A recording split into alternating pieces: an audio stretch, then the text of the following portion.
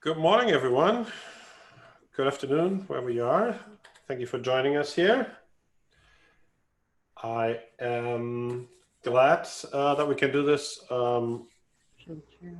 new ONYX webinar today. We're trying to, we did ONYX Advanced for a few weeks now. Today, we are going to do something specialized to the house of worship market. We did the movie and television ONYX webinar a few weeks back. That was very successful, and I think we're going to continue doing these topic-based webinars where we bring in some users that explain how they utilize ONYX in their daily work, why they like it, and share some of their experience with you. And today I'm joined by a couple of very fine gentlemen from around the world. First off is my colleague Bob, coming to you from Wisconsin, even though you could not tell by his screen background.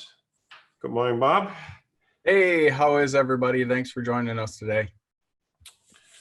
Bob is our, well, I'll let him actually introduce himself in a bit. Then we have Joseph, who comes from northern Minnesota, almost. Yeah, almost. You're in Calgary, right? Yeah, we're in Calgary, Alberta. Yeah, I think we get about the same weather, maybe a little bit colder, but I live in southern Canada, as some people say. So yeah, I guess it's all a matter of perspective. And then we have Chris Eguizabal. How does it going? How do you say your last name? You said it's Eguizabal, but perfect. it's Eguizabal, so there you go. Chris is joining us from Riverside, right? Right, Riverside, California. Excellent. Is it as sunny as Bob there today? It's pretty sunny and hot. Yeah, it's probably gonna be in the 90s today. So both of those, both Chris and Joseph actually joining us from their sanctuaries, which is great. So Joseph is sitting at a front of house position actually, and Chris is right on stage actually, I think. Yeah, video, and we got like everything there. Actually, Chris has an NX4, so this is really exciting. Yeah. And Joseph has an NX Wing, I think, where you're located there, right? Yes. Yep. Great.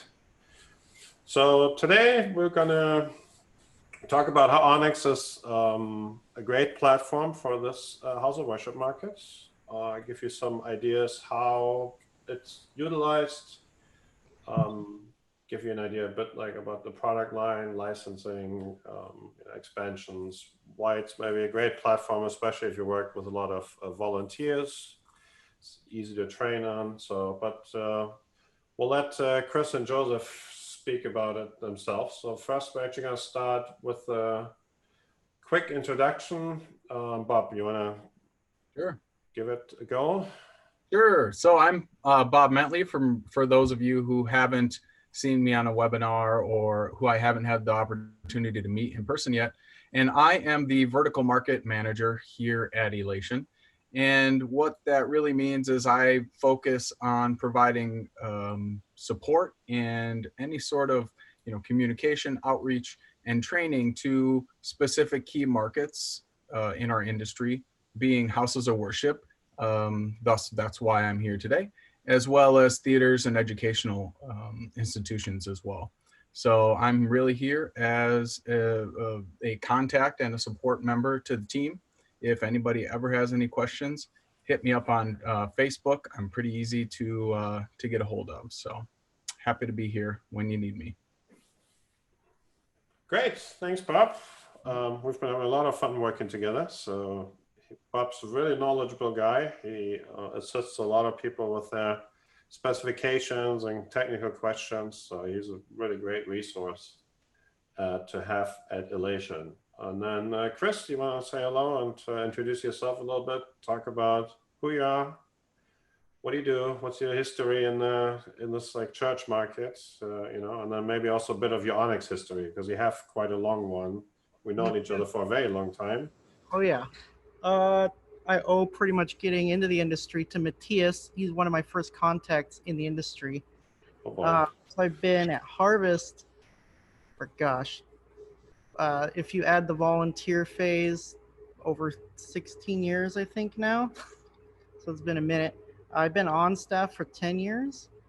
I got started in lighting when I was 13, worked at Disneyland for a little bit, and then eventually started doing some freelance work, and then got hired here at Harvest, and then doing freelance on the side. So Harvest is based in Riverside, California. It's Pastor Greg Laurie's church, and we do the Harvest Crusades, and then our big outreach is Harvest America. We'll do once a year. So, for example, next year we're at LA Stadium, the new stadium being built here in LA. I think it's called SoFi. So that's where our next event will be next year, hopefully if COVID-19 lets us. And so yeah, we have a really big network of Obsidian control. We have the NX Touches, we have a couple of the NX2s, and then we have the older, the M2Gos, and M6 is our primary console for our main sanctuaries. And then a lot of our smaller rooms are running on NX PC with the wings, or just on their own with the interface. So, yeah. Uh-oh. Uh-oh. You're muted. How long have you been programming on, like you started back on the original Maxes actually, right? Yeah, we had, Harvest had the original Maxis. Before I even showed up, they had it. And we just decided, since it was already that platform, just to continue with it. And so we've been with it for now well over 16 years. Yeah, you were one of the first ones actually. So it's been I think we have the first US installed M6, if I read correctly. So that's you may cool. have one of the first upgraded ones as well. Hopefully. That's on our list to buy here soon. Great. All right, Chris, also you have a online sort of webinar vlog that you do. Want to mention that real quick? It's a YouTube page, and it's just titled under my social media tag, which is Chris, the number 4, and then lights. So you just look Chris for lights up on YouTube, you'll probably find it. And then we have a bunch of gear review of different gear that's available, specifically to the church and like high schools and venues like that where budget is pretty tight sometimes. So we like to cover gear that is aimed at tight budgets and people who might not know what's available to them at a cost-effective price. So we like to review a lot of items that you don't get to see a whole lot of. We just did the NX4 video and Dylos, so that's on there. And we're doing a bunch of other fixtures coming up too. So it's a pretty cool resource. And we do a lot of kind of this kind of stuff. So we do YouTube live sessions with different people from different backgrounds. So you go check those out too, because they're archived. Excellent. Yeah, totally recommend checking that out. Actually, you can see that NX4 that's sitting right next to him. And he does a very fair and honest review. You know, points out the good stuff and stuff he may wish would be a little different. And I really appreciate that. Right, now we have Joseph. You want same for you? You want to talk a bit about your personal history, your history with your campus or different campuses you work at there, and then you also work with other venues with ONYX. So maybe we can talk about that a little bit as well. Yeah, so I started lighting when I was in youth group, so decade plus ago now. And there we had a 088 Fat Frog, and then from there went to school and we got more interest in the theater area, so I was playing with a lot of cheap consoles, not even computerized ones. And then going to high school, we played around with Horizon a bit there in a Strand 300. And then coming out of that, got brought on by a company here in Calgary that had was starting to grow, and they used Martin, so they had me learn it. And learning it with no real experience ever in that kind of realm before. Later that year, I went to LDI and did the M series training courses.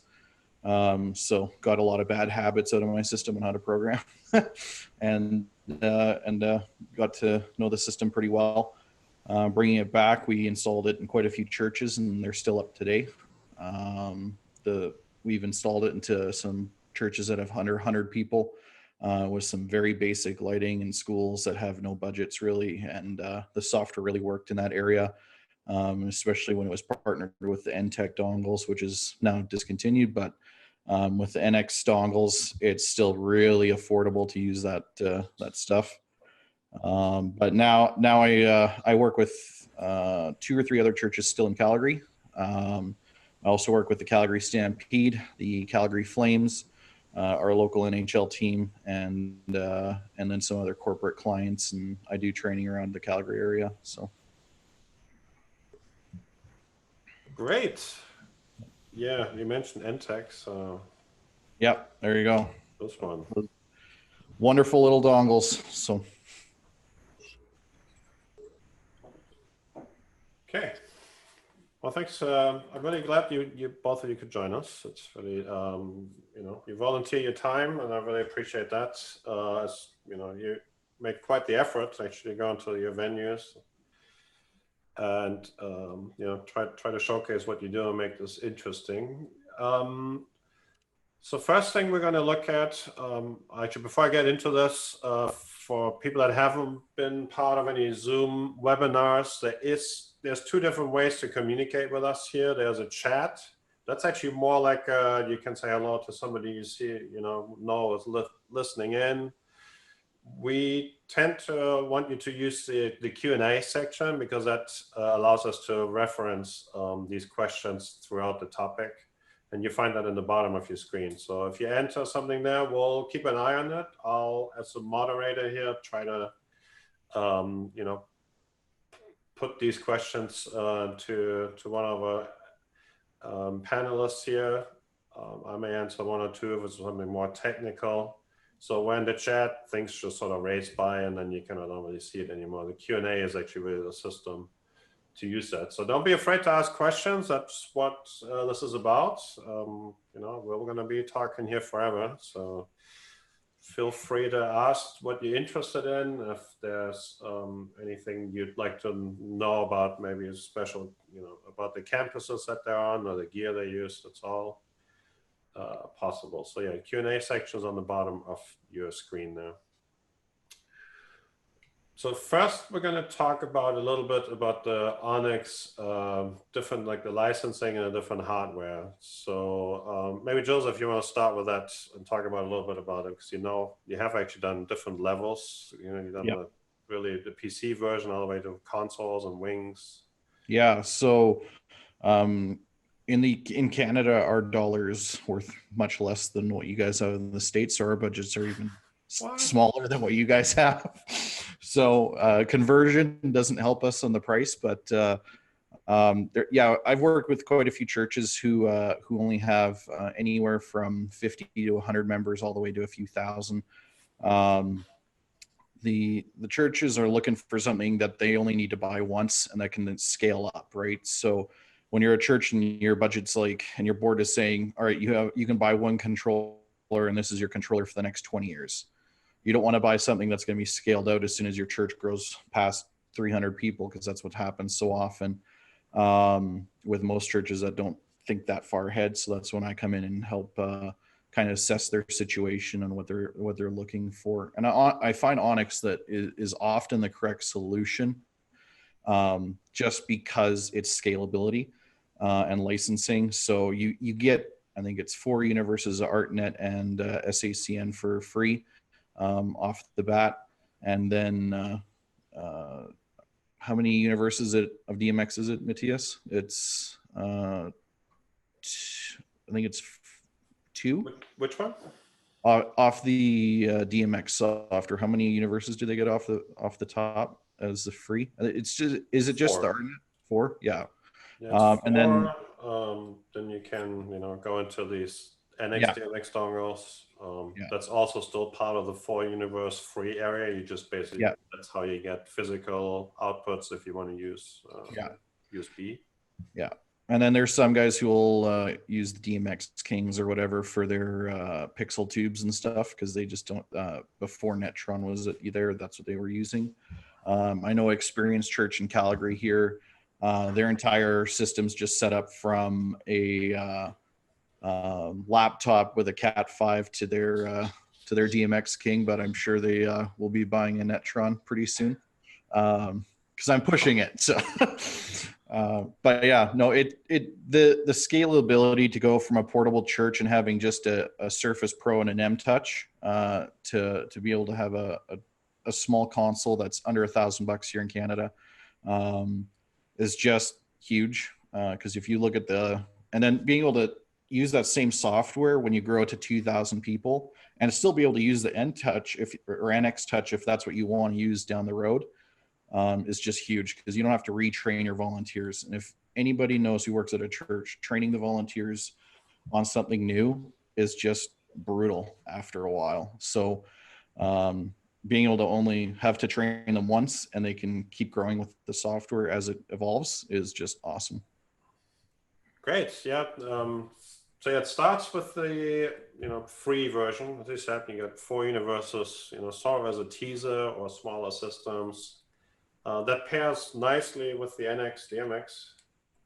Also on the Netron is something that you keep mentioning. So Netron is a range of Ethernet distribution that we launched late last year. That came in as the second phase of Obsidian control systems. I have one here actually, the EN12, I guess also. So as for like an inexpensive system is actually this guy, that's an EP4. This device doesn't really cost much more than the NX DMX. Yeah. It's a 4 universe power over Ethernet device. It has even built-in queues. You can have some standalone queues in there. If the console is running, you turn on your system and you got house lights and a pretty look if that's all you need. So there's actually a lot of it to it. And that up to that point, there's actually, you haven't even bought anything ONYX. You just download it and install it. Yeah.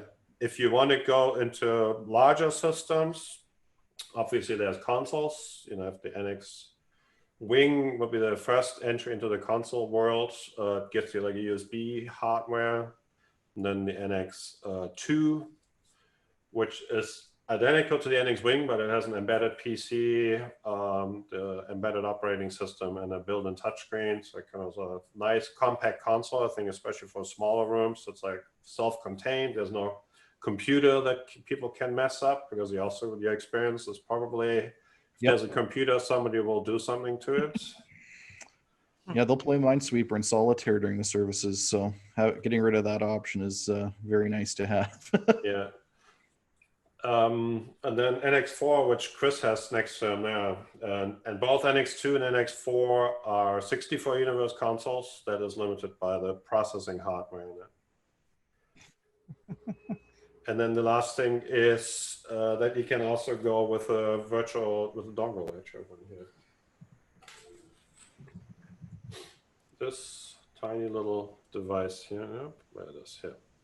So that's a NX key, and the NX key is basically your license to 128 universes of ONYX. There's no external processing boxes. That's also something that I think really helps on the expansion side because it doesn't get really expensive as you want to add more universes to the system. You don't need to buy more actual processors, rack mount things. You just need distribution. There's a lot of systems now, you may add a lot of pixel stuff, and that's just an ArtNet cable. So you don't actually need any hardware at all. You just plug it into whatever pixel processor you have from whatever system that is. Or you get any of these, Netron devices or any other compatible. You may already have, other ArtNet or streaming ACN devices in your campus that you want to repurpose. That's all fine. We don't really care. We're very open to working with all these different products. So yeah, 128 universes. It's really easy to sort of build a system. That's also easy to expand it without having to restart everything. It's not different software that you have to learn. So there was like the inexpensive version, and here's the expensive version of. There's some examples like that in the market. Yeah. Within the same brand, we try to avoid that and just have everything within the same platform. I'd like both of you to showcase a little bit of the systems that you've designed over time. So maybe start with Chris there, and you can maybe show off a little bit of your work that you've done with ONYX. Here we go. So one of the main events I've started incorporating the Obsidian consoles and control systems is at our Harvest Crusades. So the main one is always at Angel Stadium. Unfortunately, it was canceled this year due to COVID-19. But this is the primary event that I like to really showcase the console. We use it on a lot of our events just because we have the consoles here in-house, so we're able to pre-program and visualize and everything, and not really pay a lot of money to rent a console to do all of our pre-programming. And it's pretty streamlined when we're switching between the two venues, between the church and then our live events. So this is a couple photos from last year's event. It was at Angel Stadium, and it was pretty great. So this is it. We had the M6 console at the time, just because I don't think the NX4 was quite out yet. So we were able to get our hands on an NX or M6. So that's been the primary console I like to use for most of our big stuff. And then we have youth camps and everything where we don't have enough room to take a big console. So we'll take the M2Go or NX2. We do have an NX2 that we take now. So this is when we had the M2Go. And then this is one of the largest events we've done. And then this is the in-house M6 console we have. And it's still kicking. So we're excited to upgrade it so we could handle Dylos on it. So yeah. Great. Joseph, you actually put together a little PowerPoint. Yeah. So I want to have a look at that. And you can actually just take over the screen share. If you share, it'll just pop over automatically too. Yeah. There we go. Yeah. Let's see. Change slides. So just even last week, I visited Experience Church here in Calgary and did just a short training session with them. I'll be back again, I think next or the week after, to do a more in-depth. But this is their new venue. They've acquired it, and they were going to open right before COVID-19 shut everything down. So they've been doing live streaming services from here. But they're one of the first churches I'm aware of that is actually using Dylos in Calgary. And they were able to set most of it up even without my help, which was great. They were able to talk to the great folks at the ONYX user group and ask their questions there. And I'll say that is a very good place to get your questions answered very quickly. Great support there. So for these guys, they're able to set up their system pretty easily, and they're using the factory content right now. But one of the great things is that you can add in your own your own video loops, and lots of churches in Calgary at least use church motion graphics, and they'll be loading that library in pretty soon to be able to use that library into their software. And I think you said, Matthias, that it's going to have NDI support eventually down here at the lower line. Yeah, there's planned that we can read other sources in over NDI. So you have maybe a different media server or any of the slide graphics software that's out there in the market. You could actually feed that, sort of backgrounds into Dylos as well. Yeah, like a lot of churches will use ProPresenter, and because it has NDI out now, being able to link that into your lighting system and have the graphics content being put into Dylos that way, I think is going to simplify it, but also make the stage look a whole lot nicer with your video and lights being synced up when it's playing that same content. This is a small church that I was with a company way back when called Sunwest Church. They just picked up a M-Touch and a computer, and they were able to get their entire service up on one universe, and a very inexpensive system for them to set up, easy to pack up as a portable church. Takes all of, I think, 2 minutes for them to set up and tear down the entire console. So very, very portable, church user friendly. This is Bears Paw Christian School. They had an Antec dongle and just running it that with a basic computer. That's all they needed to get up and going. And they do these little worship services once a month. This is one of our other larger churches in Calgary, First Alliance Church. They're running an M2Go in there. Their venue is, I think, the second largest venue in Calgary. But yeah, they use it over there. I haven't actually had the chance to visit them too much. But there's a good example of being able to pipe in the background graphics into Stylus, and that which is automatically mapped onto any of the pixel strips, sticks, whatever is around there. So I think that will really help the integration of like the whole. Yeah, making it uniform and the colors matching up is huge. So that I'm really excited for when NDI comes out. But even when if it doesn't come out right away, but being able to upload that content from whatever your background for your video is going to be into Dialos, and then being able to match it up that easily too is just great. And then I contacted a company in the States, 5 Words Media. They do a lot of church installs, so I had them throw out some pictures for me on some of their stuff. I'm not too familiar with any of these projects particularly, but just wanted to show people different layouts that they have for churches. Yeah, one thing that I would like to point out on all these systems that have, touches and wings on them, we do recommend using touch screens in all of them, because the system is really focused around touch. So that's, if you go back a couple of slides, you see some of the screens that they use there. I think that one on the left there, that's not touch. So that's integrated in the console. Yeah. If you want to have a proper experience using this and want to be efficient on this, it is really a touch-driven system. If you want to try to do it with a mouse and keyboard shortcuts, it'll be pretty unpleasant experience, I'd say. Yeah, well, for the FOH I'm sitting in right now, we have 2 27-inch touchscreen monitors, and I love it this way. It's just, you don't really need a mouse. You just tap and away you go, right? So being able to make it that easy to use and that in that format is just great. So nice is also that whatever you have on a full console, the screen looks identical on the PC. There's absolutely no difference. So that's one thing I think ONYX does really, really well, how it transitions between the PC environment. You're on a plane. Well, I guess nobody's on a plane right now, but if you would be, you could pre-program something.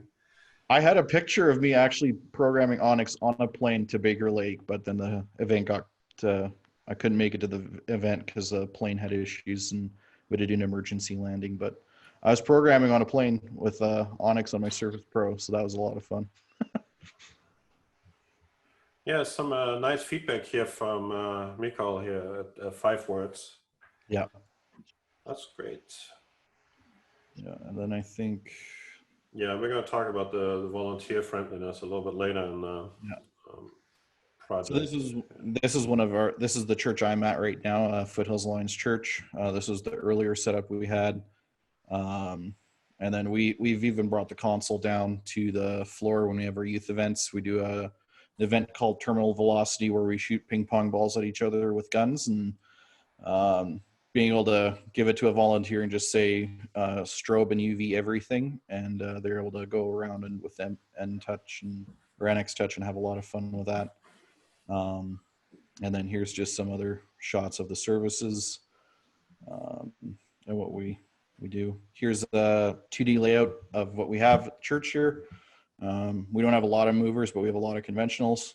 So this is just a picture of our catwalk with the channel. It's a very typical setup though, majority of places are like this. They're not huge, campuses was full on rock and roll systems. So what you have there is like very, very common. Yeah.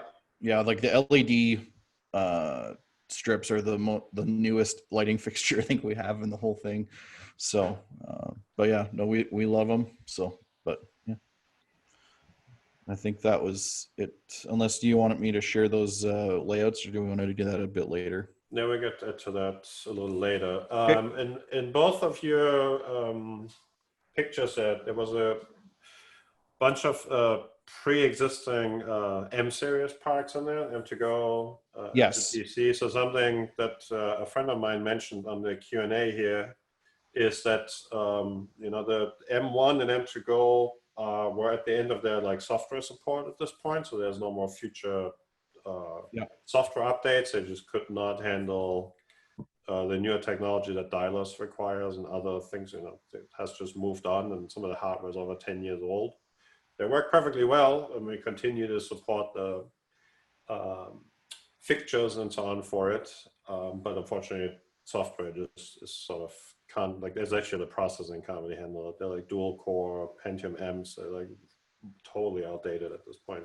Yeah. However, what's nice on the M2Go is actually that the device can be flipped.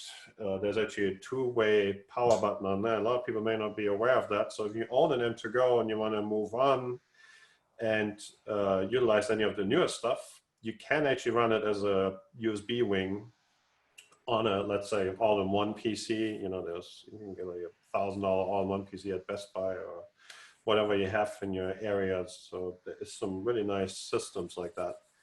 And then you can plug that in, and actually we grandfathered in all the old equipment. So we didn't just cut it off. We really tried to be as fair as possible to people that are in the platform. And you can run the M2Go in USB mode, and it'll be recognized as an NX wing with a 128 universal license. So without having to purchase anything extra. So if you have an M2Go and you're still on version 3 or an early version 4, I'd really, I think it's worth the consideration. And we're going to look at some dialers examples with Chris, because he's itching to show off some of his pixel strips behind him. Yes. There's a lot of, advancements that we've done on the software. So, and you're kind of missing out on this really, some of the newer tools that we have. So M2Go, probably a good time to consider to maybe get in a dedicated PC, for like $1,000, $1,200 or so. You would have a very powerful system, and you'd be settled for a long time to continue using ONYX there.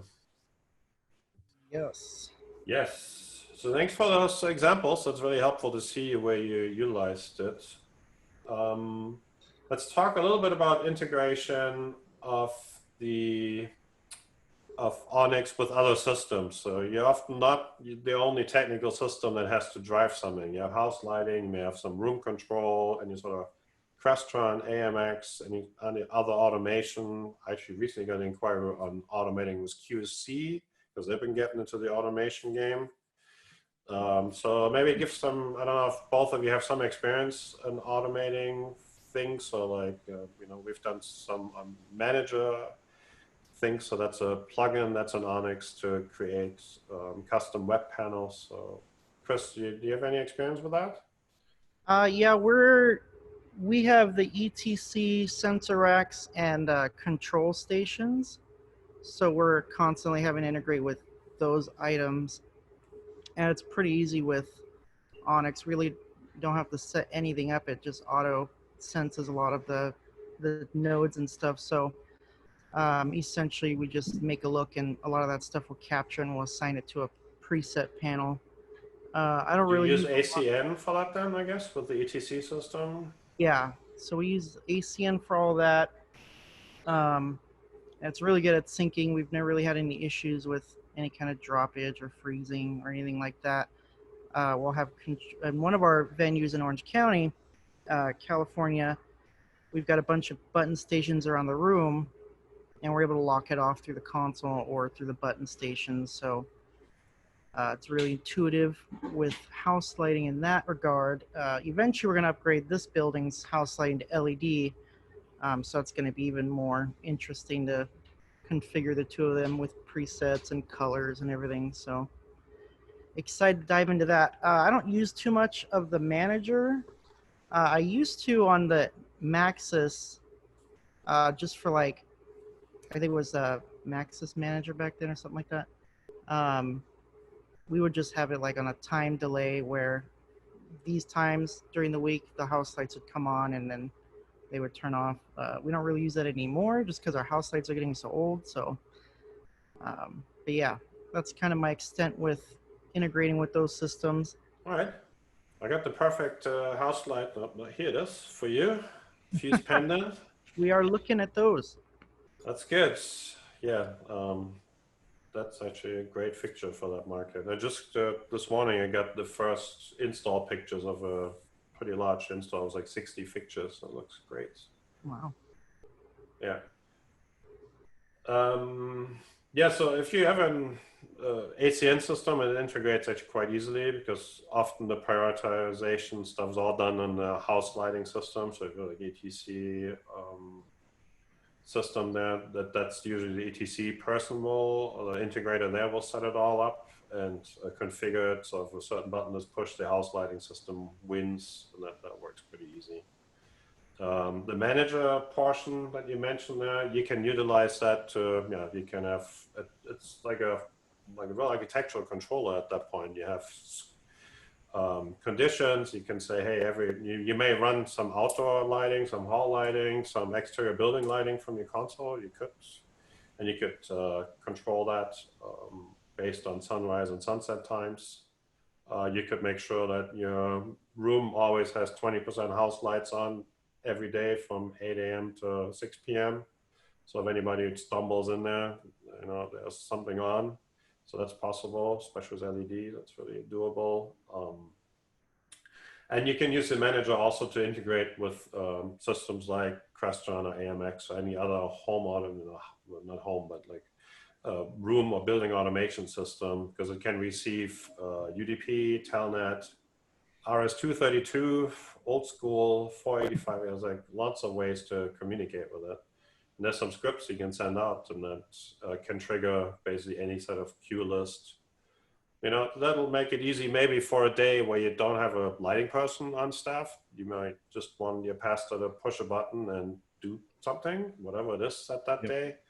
You may only have, the special lighting on one service a week, and other days you just want to utilize the venue without having a technical person there. And you can sort of automate a lot of things and sort of hide the console front end that way. And I think, Joseph, you had some examples even of that. So you want to talk a bit about your applications that you've done? Yeah, so for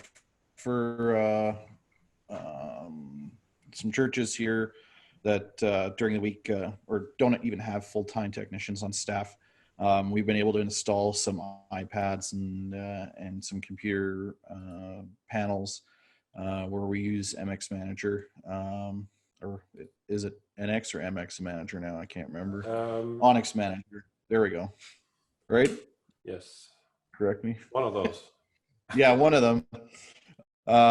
We're pretty simple panels that can control the queue list on the console to be house lights on off, stage lights on off.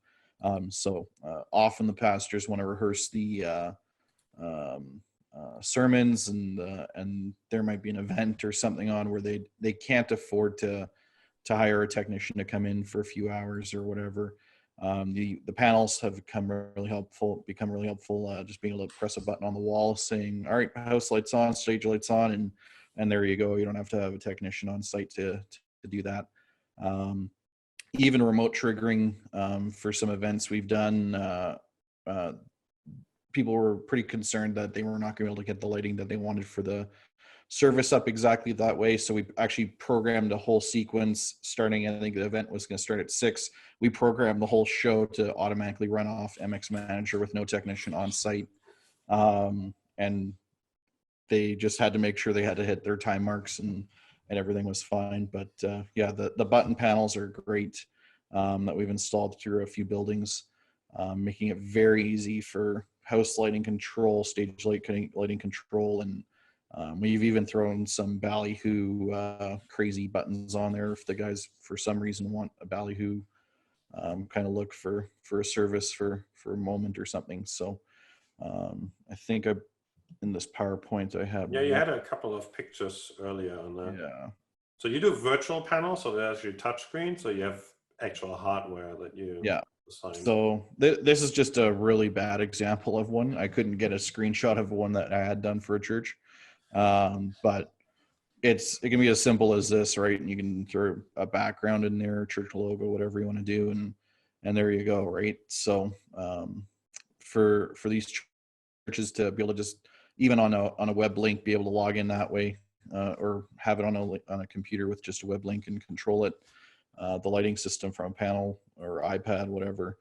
Yeah, actually, if you give out, if you put this on a secured Wi-Fi, you can, Yeah. give out certain people can access this from their phone, literally, Yeah. and call that up, browse to the right setting. And Yeah, no, and that's what we do. Like we send out the HTML to the guys, and they can go from their phone, their Macs, whatever. They can trigger the whole system from there when they need to. So having it to be that versatile and not cost any extra money is great. So. have you ever tried to integrate it with other things like ProPresenter or something to like remove trigger from that?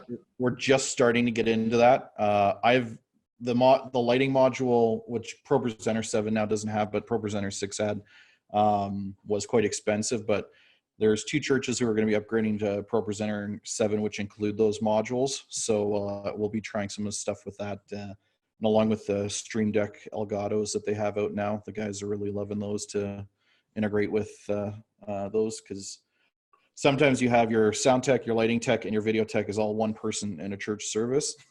So being able to trigger 3 different jobs from one place is very important, whether that's either the ONYX remote, whether that's the ONYX manager software, or if you're having a tablet, or however you're controlling it. You have to be pretty versatile, because when you get to bigger churches and they're like, yeah, we're holding a funeral today, but we don't want to charge the funeral $1,000 for 3 techs for 4 hours. You want to have just one person be able to control everything. And ONYX allows you to be at different positions to control the whole lighting system and or in your other position that you're running at the same time. So that's perfect.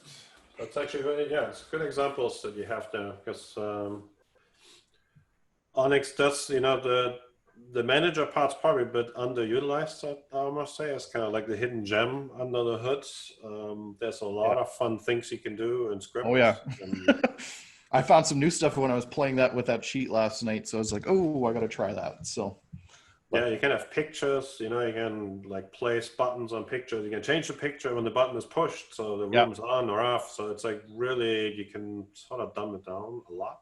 Oh yeah. Because you have to, it has to work for non-technical people, and we're all in our little bubble, and it's all easy and obvious for us. But if you only do this once a week and you have like a totally different job during the week, and on the weekend you volunteer and help, now it's our role to make it easy for you, so you can do your service as good as possible and utilize the gear as good as possible without being overwhelmed by technology. I think that's really important. Yep. Great. And so UDP, Telnet, and Serial, so you can really connect us to about anything out there. Crestron's pretty obvious one. We see a lot in AMX, wall panels. There's some Lutron stuff that I've seen people connected to when they have like a commercial house lighting system. Or it may be something like Pharos. They have like a real architectural system to drive things. So there's lots of examples where they can interact. And the scripting is pretty straightforward. So anybody who's a Crestron programmer, that'll be a piece of cake for them to write a couple of lines of script to trigger up certain things. And that's all it does. It triggers what you already built on the console. So you do all your work on the desk, and it's just a remote trigger. You don't have to try to merge through and try to use Crestron as a DMX controller. You don't even bother. You just build it all in ONYX. You have your palette and your libraries of things there, and you just call that up. And there are a lot of conditions and things and macros that you then write on the side of the automation. You don't try to overcomplicate the console part, actually. Yeah, so I think it's really helpful, because now with all these newer house light fixtures like this pendant, other products that are out there, you know, the whole room is fully DMX controlled now. So you actually rely on the lighting console to bring up anything. Yeah. Even though I should point out on the fuse pendants, we put in some manual controls as well. So you can actually wire up a 0 to 10 volt dimmer on the wall somewhere and run some bell wire between the fixtures, and you could override them from that. And they also have some we have some standalone modes. So if they get power without control, they go to a certain color temperature, and then you just dial in the intensity from an external dimmer if you like. So that's also possible, but not every product supports that. And we just see lots and lots more of DMX products. You know, you may have cove lighting, LED strip, tapes. There's just a lot of stuff that you have to drive, and it's all driven by DMX now. Yep. Great. Let's see if there's any questions I can on this before we move on. There's just a couple. Yeah, so one question is, how long will the MPC interface box will be supported? There is no limit on this. These are essentially the same concept on the inside. They use the same drivers. There's as updated hardware, obviously, but there's no intention to cut anything out. When we removed support for like M1, that is purely because of the age of the hardware in there. And that's also why there's no upgrade kit for that specific console, because it's just, there's so much that would have to change at that point. M6, you just change out the motherboards and then you'll get a new graphics card. Chris will figure it out, probably do a fun video about it. Yeah. That's easy. Documentation for ONYX Manager. There is actually, when you install ONYX, it comes with a PDF. It's right in there. So there's actually a 40, 50 page document just specifically for ONYX Manager. It has all the scripts in there, how to build your custom web interfaces, how to interface with all the different protocols. Yeah. So that it actually, that's nothing extra you have to install. ONYX Manager just comes when you install ONYX. It's just right there, and it's launched from the home screen. If you push the ONYX logo on the top left, there's ONYX Manager launched there. It doesn't start unless you need it. So if you don't have any use for it, it doesn't, you know, just pop up and is in your way. So. Okay, so another thing I want to talk about is ONYX with other, you know, expanding it, ArtNet, streaming ACN, a little bit about Netron, you know, something we touched on a little bit already. Chris, you actually had experience very early on with one of the first ArtNet boxes. If I remember, you were one of the first ones that had Ether boxes out there. Yeah, it was the MaxNet or something like that. I forgot the name of it. It was the. I think it was just Ether DMX we called it. Oh yeah, I think it was just Ether DMX and had like 8 outputs. Yeah. So. Yeah, that actually outlasted the Maxes here. We got rid of that just under a year ago. So we've had it that long. And it worked great. Right now we have the Pathport stuff just because we had to upgrade before the Neutron stuff came out, but Neutron is probably going to go in one of our other campuses that we're upgrading just because the cost is way nicer. Well, that's something we try a lot. We try to build products that are, you know, reliable, but also very cost efficient. It's Netron, by the way, not Neutron. Netron. Not Jimmy Neutron. It's right. like network kind of. Netron. Yeah, here's an example. I held it up earlier. So that's the EN4. It's a 4-port, has a gigabit switch on the back, actually. You power it over PoE. Just for convenience, it also has a USB-C connector on it, so you can power that up from my laptop sometimes, just configure it. We did this so that you don't have to have a proprietary power supply that's probably going to end up in a drawer, and then you can never find it when you need it. But everybody's going to have a cell phone charger and a USB-C cable somewhere. So that was the idea with that. So for anybody who's not familiar with the expandability of and the protocols we use, so ONYX doesn't have like a proprietary data network. So there's no MANet, HOCnet, whatever you have or know. Net3 from ETC, like all this like stuff doesn't really exist for us. We basically just use open protocols, ArtNet.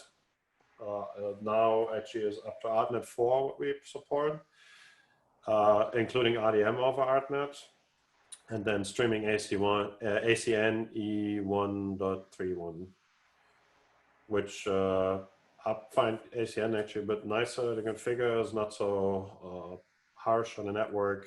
It works with a DHCP server, does all your addressing nicely for you. But overall, ONYX is pretty plug and play with all those devices. So if you buy 10 Netron devices on ONYX and plug it together, they all work pretty much automatically. There's nothing to configure.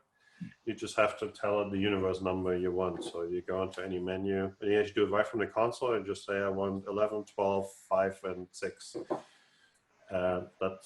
That's how you get your ports around. It's easy to take. The idea with these smaller devices, actually, you can also put them around the room. You can clamp them on the truss or mount them on the wall or put it in a floor pocket. And you can, utilize any existing ArtNet and streaming ACN devices, of course. So we don't prefer one over the other. They're all equally supported. We're very agnostic to that. And there's actually a lot of devices now that are straight ACN or ArtNet right in. So there's a lot of fixtures that take network right in. You don't need any distribution. A lot of the pixel control stuff is network based now. So there's, because you run so many universes, there's no more DMX ports on there. It's just network cable that comes from your ONYX system. The consoles actually have 2 separate ports, one for console communication and the remote networking, and one for the streaming data output. If you put a PC system together, if you get into a larger amount of universes, I'll probably recommend also getting a dedicated network port and split up the console communication and any sort of remote Wi-Fi stations you want to do, and separate that out from the streaming data. That way you keep the ports a bit more isolated. That's definitely something I'd recommend. Joseph, do you have done any like ArtNet or streaming ACN installs? Not with Netron stuff, but we have a few churches who switched over from ETC coming over onto ONYX. So being able to use what ETC already had in place there with their SACN and ArtNet stuff, very easy to manage and switch right over. Like it was practically plug and play and done. Getting that stuff switched over. I know a lot of churches are loving the out 4 universes that you guys give them right off the bat. Very helpful to them with the pixel mapping stuff that they want to try out. They find out very quickly it eats a lot of channels very quickly. So they're like, we want more. I'm like, you got to get a license key. You got to up that license a bit more to get a bit more of that. But no, they really love how affordable it is right off the bat. You can get a piece of software like this that can eventually grow to when your budget grows with it to grow to a huge lighting format that you want to have. And it's already 4 universes is plenty for most churches off the bat, especially if you don't have pixel mapping and you just have that standard 24 to 96 channel dimmer rack or whatever it is. Just plugging into that, making it very easy to launch a whole system, whether that's DMX or if it's ArtNet or ACN. It's really easy to get up a system like that. So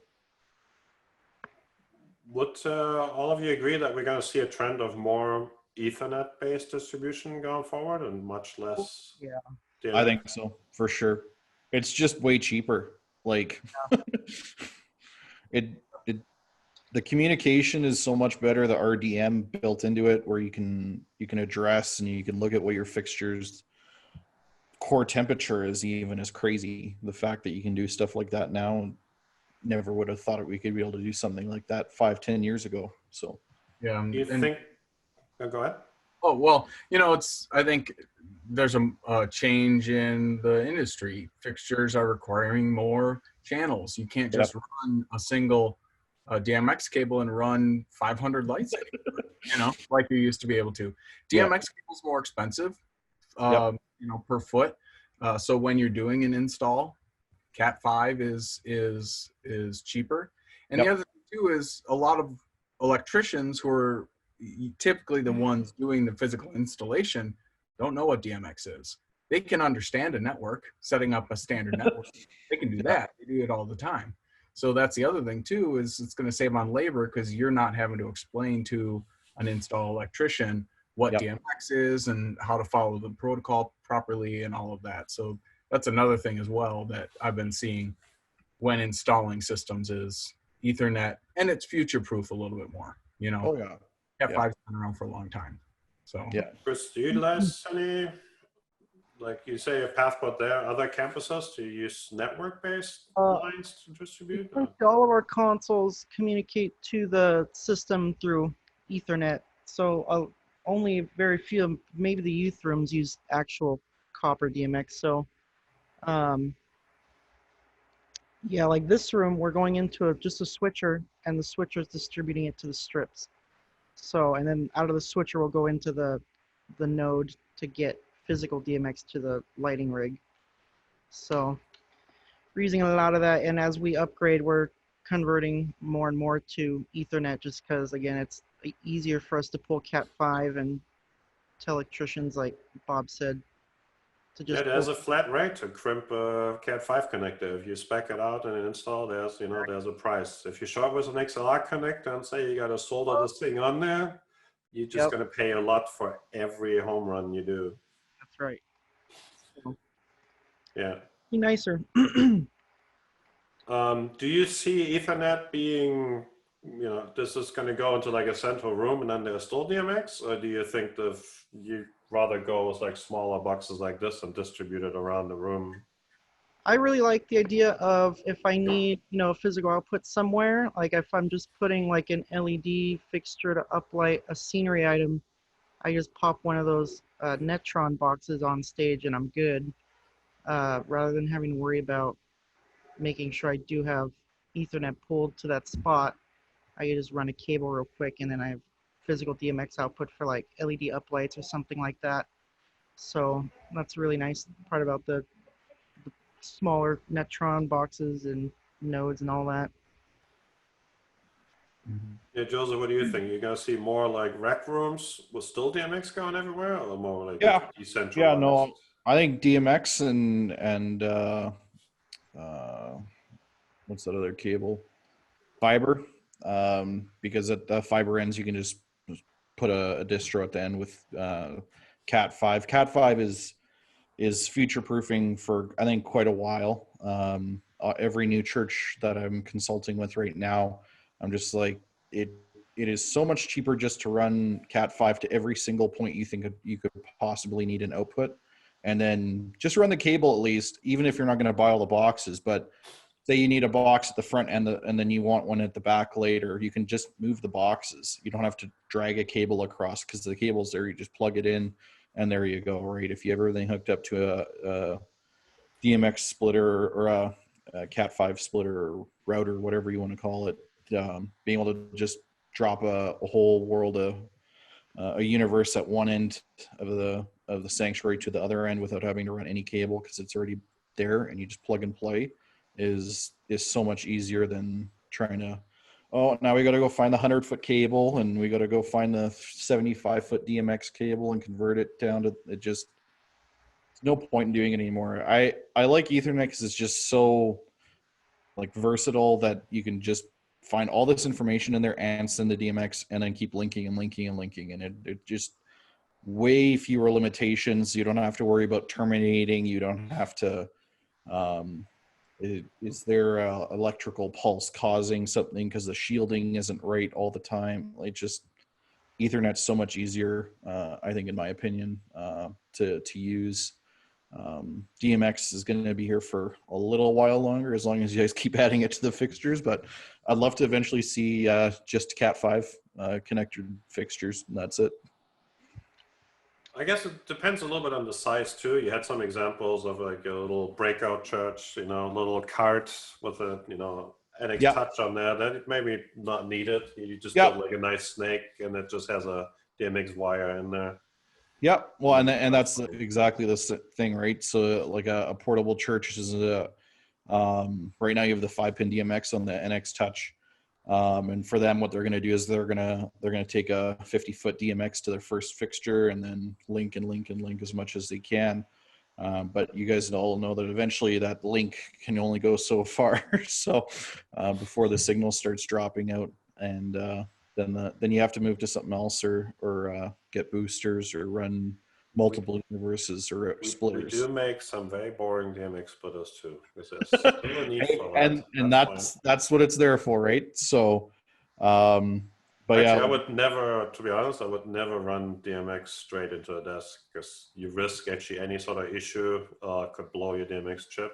You know, putting a buffer in there is a bit of an insurance policy too. It's going to be cheaper to replace a DMX splitter that blows up than you know, sending in a console for repair. So if you do any systems designs and it just needs 1-2 universals, I definitely recommend having a DMX splitter in there, especially if you have long runs. You can have lightning strikes. It can sort all sorts of things, and it gets very unhappy.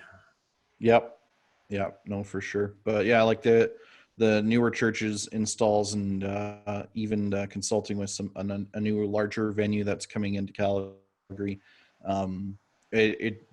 It's Cat5 everywhere. That, and then being able to put in your Wi-Fi nodes so you can use the ONYX remote is huge too. That the ONYX remote is, I think, one of the most underutilized tools in my opinion, because it's built really well. It doesn't crash very often, and the control feature on it, and the fact that it's free compared to when you look at other larger companies that have these apps are sometimes $80 US, so $100 plus in Canada for us to use them, and ONYX remote is free. So the ONYX remote, just for people that don't know, that's an iOS app that you can get from the App Store, and it works on tablets and phones. No more iPods, I guess. That's done with. That used to be a very cheap way to get a remote, just buy an iPod for like $200, and then you had a nice remote.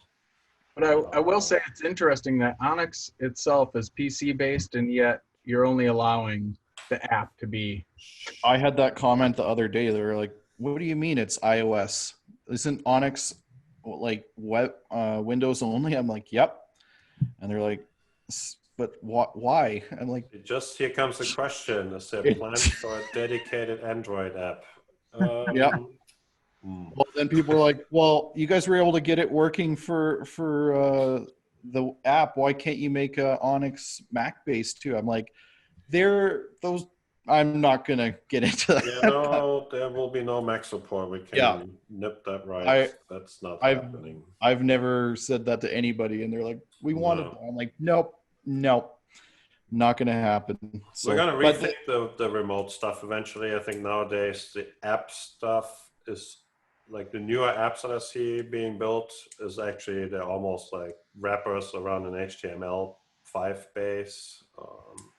So that may not be necessary to do an actual app anymore. It could be web app kind of thing. Then it's like agnostic to, like, there's no install. No more dedicated software. So I'm not really sure, but I like the app because you have a console in your hand practically, right? You can. Yeah, but that's all. We could actually host that on the console in a way nowadays, I guess. So we'll have to see. Some other consoles in the market have gone that way. So it's actually a web. You're kind of looking at a mini website that's served by the desk. Okay, yeah. It's definitely planned to support more than iOS, because I personally don't own an iOS device, so I always have to bother my wife's phone if I want to test something. For me, I like the fact that I can just hook the remote right up to my console and control everything from here, and I can be sitting at the soundboard and not have to bring a Surface Pro to hook up to NXNet or whatever it is, and just be able to run the whole show from a sound console that's 20, 30 feet away from me, and I have to run across the room constantly to change faders and stuff is just Although I would awesome. have to say, I do like that in ONYX you can actually get like a Surface, inexpensive Surface, and just network it in, and it's like a full part of the network. So it's actually not a remote app. It's like you have the console in your hand. You can be anywhere, program anything. You can be sitting in anywhere in the building and actually operate it, monitor what's going on. That's when we have theatrical productions here. I just grab my Surface and hook it up to the network, and I can sit down at the director's table in the center of the house instead of being up in the booth, and I can program all the scenes down there, and they can give me notes in real time instead of having to yell up at me at the booth. And just being able to program it that way is great. So. Chris, you use ACN and everything, right? So any preference, ACN over ArtNet? Also when you do any of your outdoor stuff? Or? We like to use ACN because a lot of the fixture, especially when you get into LED and pixel mapping and all that, ACN is just preferred for all that. And it's quicker the way it handles the data. So yeah, 90% of the time it's ACN here. Occasionally we'll do ArtNet if we're not doing like pixel-based fixtures and it's just like normal moving light. It turns out that pixel mapping loves ACN better. So. Okay, Joseph, what's your preference? For me, like, I don't know. I really like ArtNet ACN. ACN is pretty easy to use, and I prefer it. But I work with a lot of churches that still have a lot of old fixtures, so for them to buy the converters to go from SACN down to DMX again, they just use the DMX directly from their console into the fixtures. So still used a lot, but for the larger buildings, networking is huge. So yeah, SACN and ArtNet are big here still. So great. Yeah, it's planning a lighting system nowadays. You have to put a lot of thought like that into that. There's much more than the light fixtures. The infrastructure is just as important. And if you make some bad decisions or cheap out there, then the best fixtures will act very poorly, and it's not going to be. You're not going to have a good time with this, really. You just have to future-proof, right? And I think Cat 5 is the easiest thing to future-proof with, or Cat 6 or whatever you want to have now. But just being able to run cheap cable to all the points you think you could possibly need it. And eventually you're like, well, we didn't need that, but now we can put a TV there, or we can put a network node there, or we can put Wi-Fi there, or we can do whatever, right? Everything is running through Cat 5. You can run video Cat 5 now. So if lighting guys aren't going to use it, the video guys are going to use it. And if the lighting video guys aren't going to use it, the audio guys are going to use it, right? So you can't run too much Cat 5, in my opinion. Yeah. That's true. The more the Cat 5, the more toss like 4 more lines into it. Exactly. If you're running 3, run 6. Yeah. Right? Because why not? Good advice. Cat 5 cable is incredibly inexpensive nowadays. It is, and it's so like used everywhere. So that's like a no. Well, and the fact that it can be anything, right? It can be lighting, it can be video, it can be sound, right? Take your pick. No issue running that stuff, right? Just run the newer Cat 5s. At least you get some better shielding or speed or whatever the new feature is of new Cat. Great. A couple of questions came in. I want to just answer one of those here. One person asked, it's anonymous. That sounds anonymous. For volunteers to use the web build pages, does the console need to be turned on? Yes, it does, because actually without the console, there's like no controller running, and the console actually generates the website that you look at. That could be a PC, that can be in a locked room, it could be a rack mount station. Doesn't have to be necessarily the console, but something has to run to actually generate that website and send out the DMX. Yeah, that's actually it. Yeah, like at our venue, we leave the console on all the time. Yeah. So, yeah. Another question here from Tim. If we're going to change the hard coding on ArtNet, the answer is yes. Actually, we've been looking into that for a while, and that may actually happen fairly soon. That we right now ONYX is set to a 2.x ArtNet scheme, and that's the only way you can get ArtNet out of it if you're in that addressing scheme, and we're going to open that up to any addressing, not only 10 but 192, 172, whatever you want it to be. But it's like console will not care. You may use addresses that a switch doesn't support or you can't get around, but that's your problem.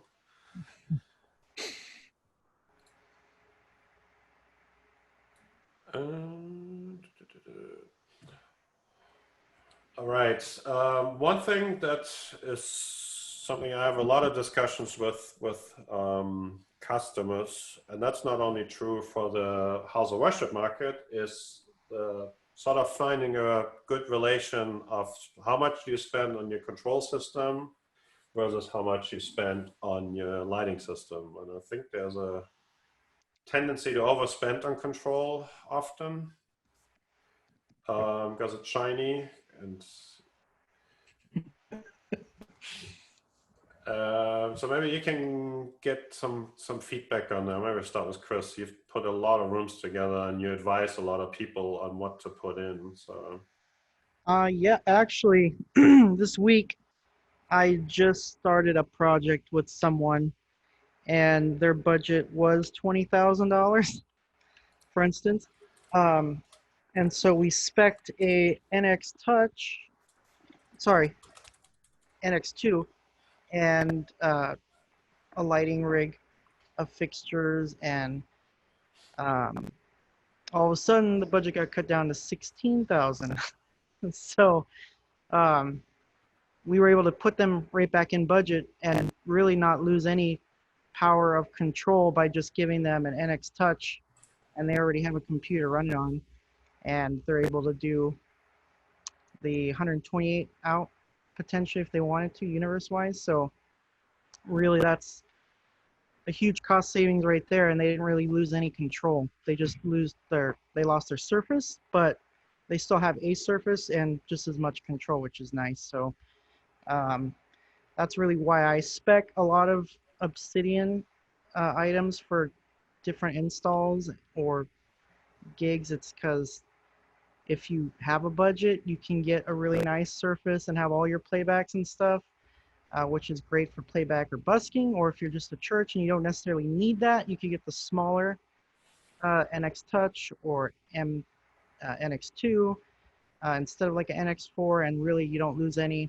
output control and processing or anything like that. So you're still able to do the pixel mapping. You're still able to do the amount of universes that you probably need for your venue. You're just not paying as much for the surface, but the underlying software and control is still the same. So that's really nice about the NX stuff is the expandability without losing necessarily control. So that's really great. do you see sometimes people that spend more on their control than their lighting system? Oh yeah. Like a lot of them will want an MA full size, and they have a rig that's like a fraction of the size to control it with, and it's like, what? So it's definitely scaling. And when it comes down to it, you ask anybody, would you rather have a big console or a bigger lighting rig? 90% of them will say, I want a bigger lighting rig. And the nice thing about the Obsidian stuff is you literally don't lose that console necessarily. You just lose your surface. But you're still able to control your lighting rig that you want, but most importantly, afford the lighting rig that you want. So that's really nice. You're not really sacrificing console versus fixtures when it comes to the Obsidian control items. You think there's maybe a sort of rule of thumb, some sort of percentage, how much, of a budget should be spent on control maximum? Oh man. I always start with the console when I'm speccing. So based on how many fixtures they're going for universes, usually a lot of them, they're barely using 2 universes. So why do you need an NX4, for instance, if you're only starting with 2 universes? At that point, it's just, like how much surface do you need, and a lot of them necessarily don't even have the room for NX4 or even an M6. So really it's just based on, I asked a question like, do you want your console future proof for like 20 years potentially, and you're not even going to reach that capacity in fixtures, or do you want to start out with like a 10 moving light rig and still have the same power in your console? So that's kind of where I start with people, is just on how much they want to really spend on their console and how much lighting they really want to have, and then find a middle ground there. I would say nobody's going to come to see your console. Exactly. I mean, as much as, you know, I'm wearing the Obsidian shirt here, you know, I'd love everybody to buy the biggest thing possible, but I don't think that's reasonable. You know, it's, you have to make some smart choices and, you know, worry about lighting the stage, the performance and your service properly first, Right. instead of worrying about the biggest desk you can afford to put up there just for your ego. You may have to step up, you know, take a little step back from that sometimes, and, you know, make sure that you put in the right product for the room. And that may not necessarily be even ONYX at that point. That's fine. But, you know, don't get blinded by, you know, shiny objects like, ooh, it's new and fancy and I have to have this. And that may not be then the best choice. Also, what I see is, I see it often also in theatrical installs, that the console and control system is way over spec for future and expansion. That never happens. By the time that happens, the venue gets fully remodeled anyway. There's other things that have moved on. So I see that quite often, that the control side is way over spec, and you have, you know, you can control 3 Broadway shows at once in a room, but then it's a place that has, you know, 48 Licos, and that's all they have. And it's just really, I mean, it's like, you should have bought maybe some more lights rather than more consoles and more control closets and custom laser plates on the wall, because none of that means anything to anybody. So you know, if I can squeeze another light and another nice hazer, whatever it is, you know, anything you don't spend, you know, your budget is what it is. So you need to also divide that up in a way that is, you know, how do you get the most bang for the buck? Maybe that's where this platform is quite good at, and why I think it works really well for this market. Joseph, what's your thought there on, you know, controller budget versus lighting budgets, size of the controllers? Yeah, so often, like, I'll get random texts saying, hey, our church just got $4,000 given to us. What should we spend it on tech? A lot of conversations are, okay, what do you guys want to accomplish first, right? So, and that's, if you already have audio and video kind of set up, lighting is usually the last thing for portable churches, at least, because they'll be set up in gyms. So the biggest thing for them is, well, we need to get a projection screen and video and sound up. So they already have that, and the lighting comes in after, because we're like, oh, the video looks like crap, so we want to make it look nice. How do we make that happen? A lot of churches will just go on Kijiji, find a cheap package, and there you go. But for me, I'm like, if your board has entrusted you this money to spend it wisely and be stewards of the money, I want to tell them to go buy a console that's going to last them from the time you guys start doing lighting till the time you reach your peak at the largest venue you're going to be at for a very long time, right? So ONYX is often the solution, not always, but it's often the solution. And then budget wise, if it's $4,000 budget, right, then you're going to spend,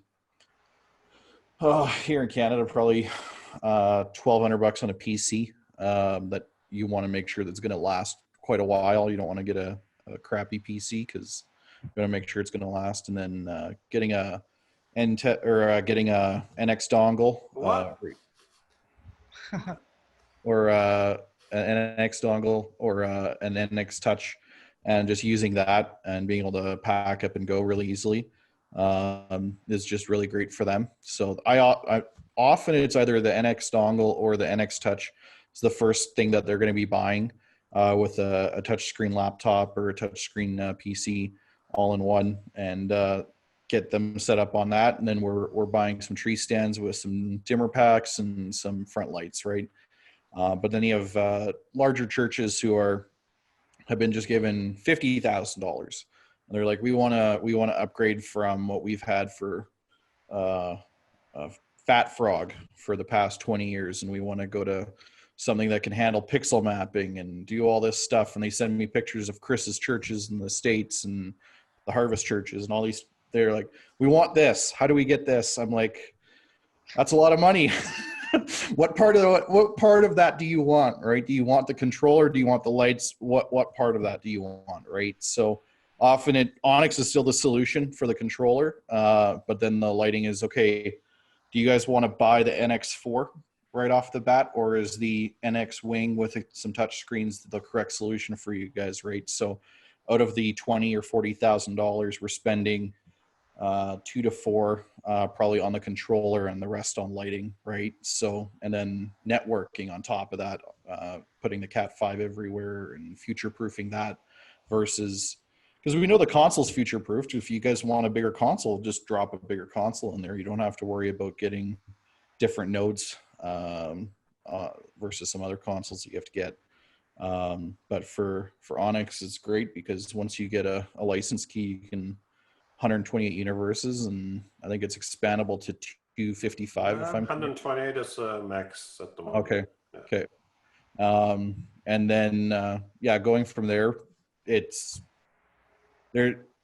I'd be very surprised if you could fill 128 universes that quickly if you were just given a 40K budget. Unless you're pixel stripping everything, it'd be pretty difficult. But like pixel tape is a huge seller up here because it's not, they can't afford video walls, but they want the cool little mapping, sparkling feature in the back, right? So they'll spend a few $1,000s on that, and then adding it into ONYX is really easy too. And then being able to use the church motion graphics stuff layered right on top is really easy too. So.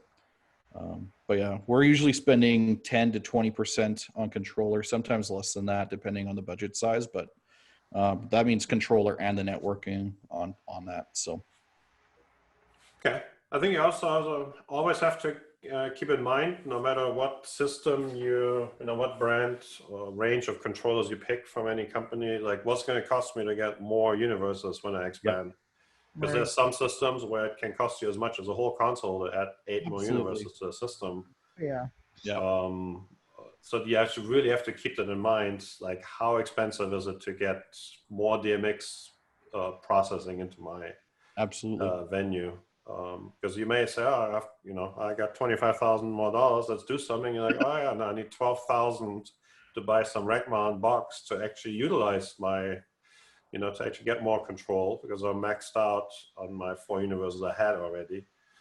So that's often, I think people overlook that cost when they go for certain platforms, like how expensive it can get to really max out some of those systems. You can look at $100,000 or more to do like a 128 universe system of a certain console. Where here, box like that is, I don't know, a little bit over $1,000, I think, in 12, maybe 1,500 in Canada. Sorry for Canada up there. Yeah, can't help that. It's a struggle regardless of any controller or lighting company you're looking. The dollar is not in our favor here, but that's why we squeeze every penny worth we can, and ONYX helps that a lot, right? So there's not many console or lighting softwares that offer consoles like an NX Touch under $1,000 here, right? So to have something that is not motorized faders, but you can flip through banks so easily and not have to worry about getting something with a $10,000 motorized fader console because you want to be able to flip through banks is really nice. I'm not aware of any other console that kind of offers that quick switch bank with feedback for under $1,000 right now in Canada, at least, or even the US. because for us, that was a groundbreaking technology up here. Like everyone wants motorized faders, but no one can afford it, right? So what's the next best solution? I always say an NX Touch. So. Oh yeah. NX Touch has been like my little favorite actually, because I kind of like how that how compact it is. Yeah. I do like the touch faders. If they're for the right application, they work well. Yep. A lot of times, they actually don't use much faders anyway. It kind of depends what you run. If you run crazy big raves and you're constantly using faders, yep, maybe then that you kind of miss having a physical hardware. But a lot of places, you kind of run your queues at full most of the time anyway, and you just step through goals, and then you have actually some encoders that work quite nicely, I think, with a touch on it. Yep. The also nice is that it's rack mountable, so there's actually a rack mount kit. So if you build like one of those AV carts that you wheel in, especially into those like gym kind of temporary setups, so everything is like self-contained. You just wheel in a video, a lighting, and a sound thing, and they're all just ready to go. You take the case lid off, and you have like it's right in front of you. And that's kind of nice to build these like integrated carts that way with touch. Yep. Jumping on the spending your money topic we were just on, like a lot of people, even us, are like, dude, we would like to get like what you guys have, and I'm like, bro, make sure whatever you buy is gonna last you like 13 years. Like I've got lights that are 13 years old and they're still running, but you're not gonna get an upgrade for probably 10 to 13 years once you buy it. So we spend a lot of time like doing research and doing demos and going to a couple of LDIs before we even buy a fixture, because we don't get an upgrade budget often. We might get one every 10 years. So when you buy a product, you got to make sure like you did all your research, you asked all the right questions, and that it's going to last you 10 years at least. Absolutely. Because especially with churches, you don't have money coming in like crazy to upgrade your fixtures. Like I still have yet to upgrade this moving light rig. We bought our key light fixtures because that's the most important fixture before we'll update any of this stuff behind me. So that's definitely something to think about when you're looking at consoles, fixtures, networking. Is like, is this gonna last me this upgrade period? So yeah, also probably on the fixture choices, you have to sometimes maybe step back from the flavor of the month thing and go with a bit more money, workhorse kind of fixtures that will last you through that period. Exactly. Yeah. So, Although on the fixture side, the amount of stuff out there is I'm jealous. I want to be a lighting guy again actually and do shows, because there's so much good stuff out there from all manufacturers. I think the choices that are out there that everybody has to pick equipment from is really incredible. Yeah.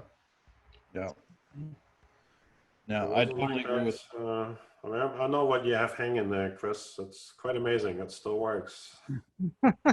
I'm pretty impressed that we were supposed to replace the capacitors 10 years ago. And we're like, no, let's hold on to the budget and just grow it so we can upgrade it. So yeah, definitely don't overspend on your controller. Think of what makes the most impact with your dollars that you have. And sometimes it's probably okay to step down maybe a little bit on the control side and put more money into your lighting budget, and because that will have the most impact. And controller can expand over time. Well, just keep in mind how much the expansion will cost you depending what platform you choose. Yeah. And the ONYX parts, you can take a touch that you may have bought, and then you go bigger and you say, oh, I actually want like a full console. You can still put it next to it and use it as an expansion wing for a bit more playback. So you have a DMX box, you can continue to use that actually. Like, if you have this NX DMX, you can plug into an NX2 console, and then it'll get you 6 physical ports out of it. So the hardware that we do doesn't get obsolete as you expand. There's another platform out there. If you go into the PC version and you go into the real console, all the PC nodes you can't use. You can sell them on eBay, and then you have to rebuy everything again to use the console notes because they're actually different. Yep. So we don't do that. Like, we don't really care where you plug these things in. All right.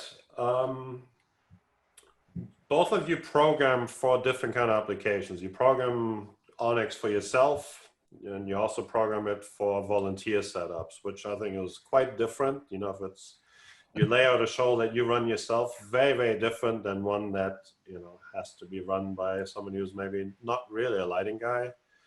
Maybe a video person that runs it, maybe the audio person that has to run it. It could be a real volunteer who's just at this church once a week, and he has a totally different job, very unrelated to the entertainment business.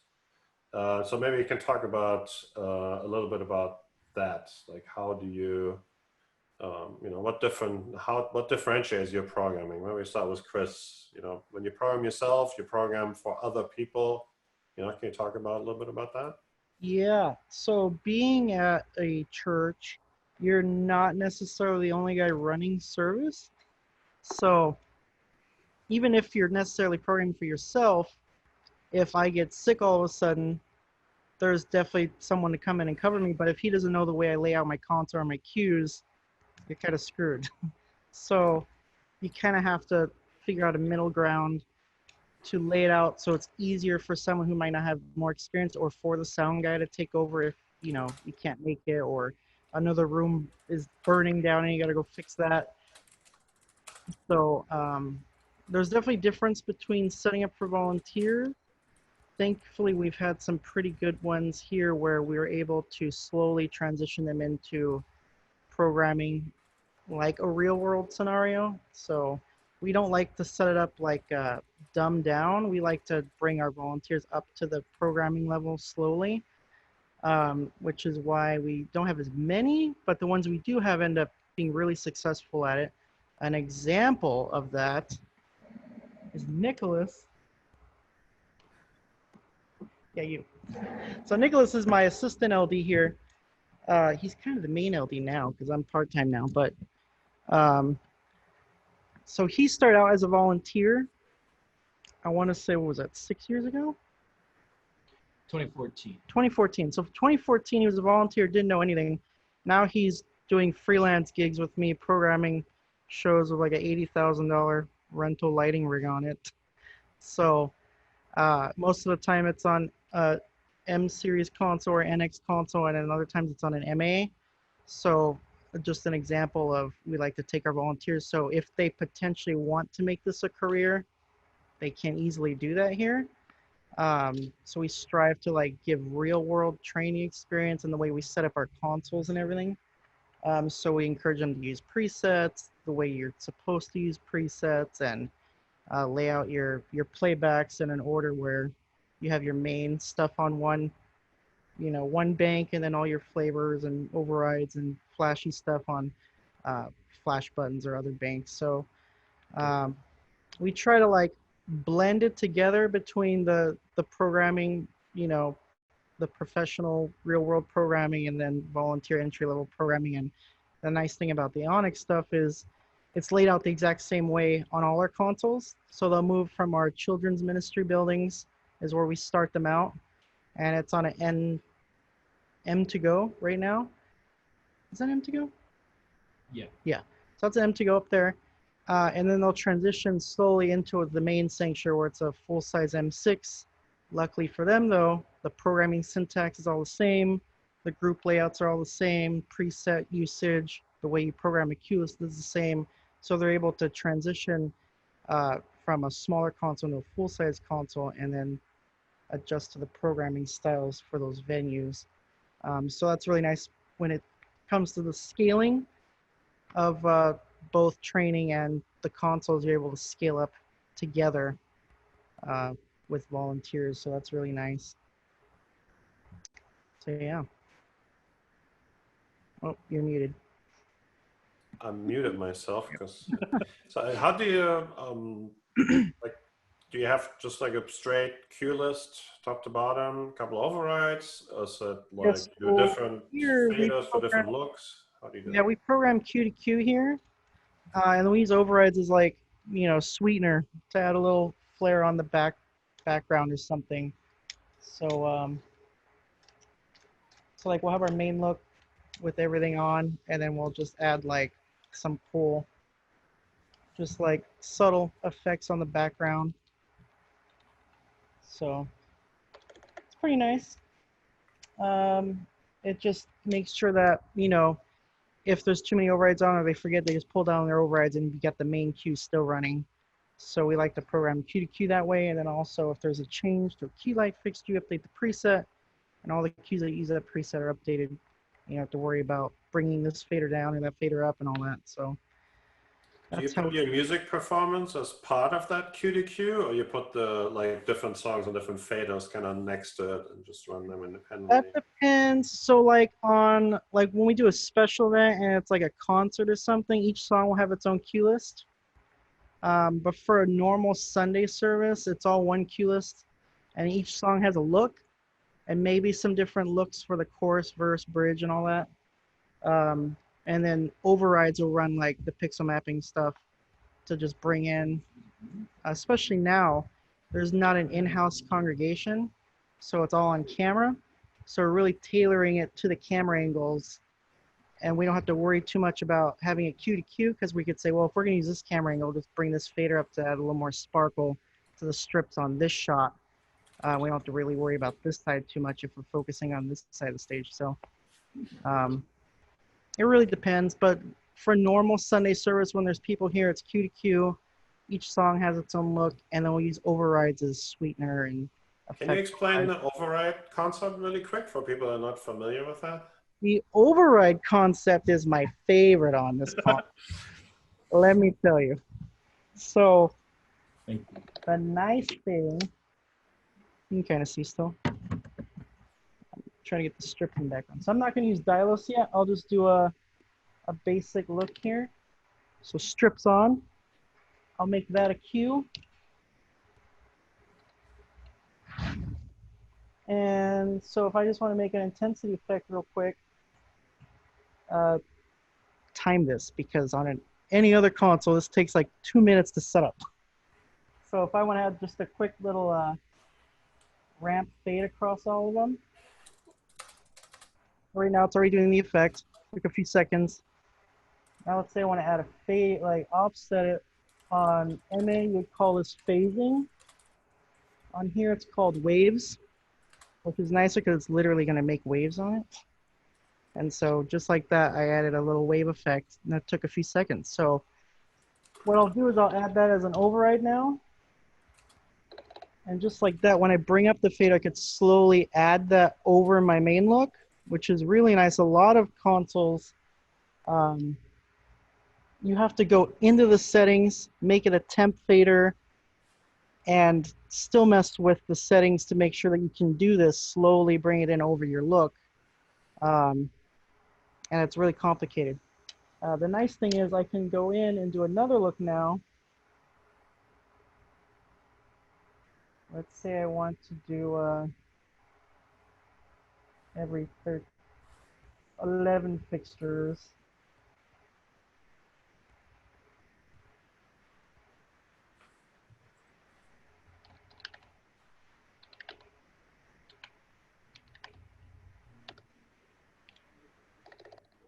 So now I've got two cues on here on one fader doing different effects. So the nice thing, the way, this is where I think the override system on ONYX trumps all, is on your screen here. You can kind of see it.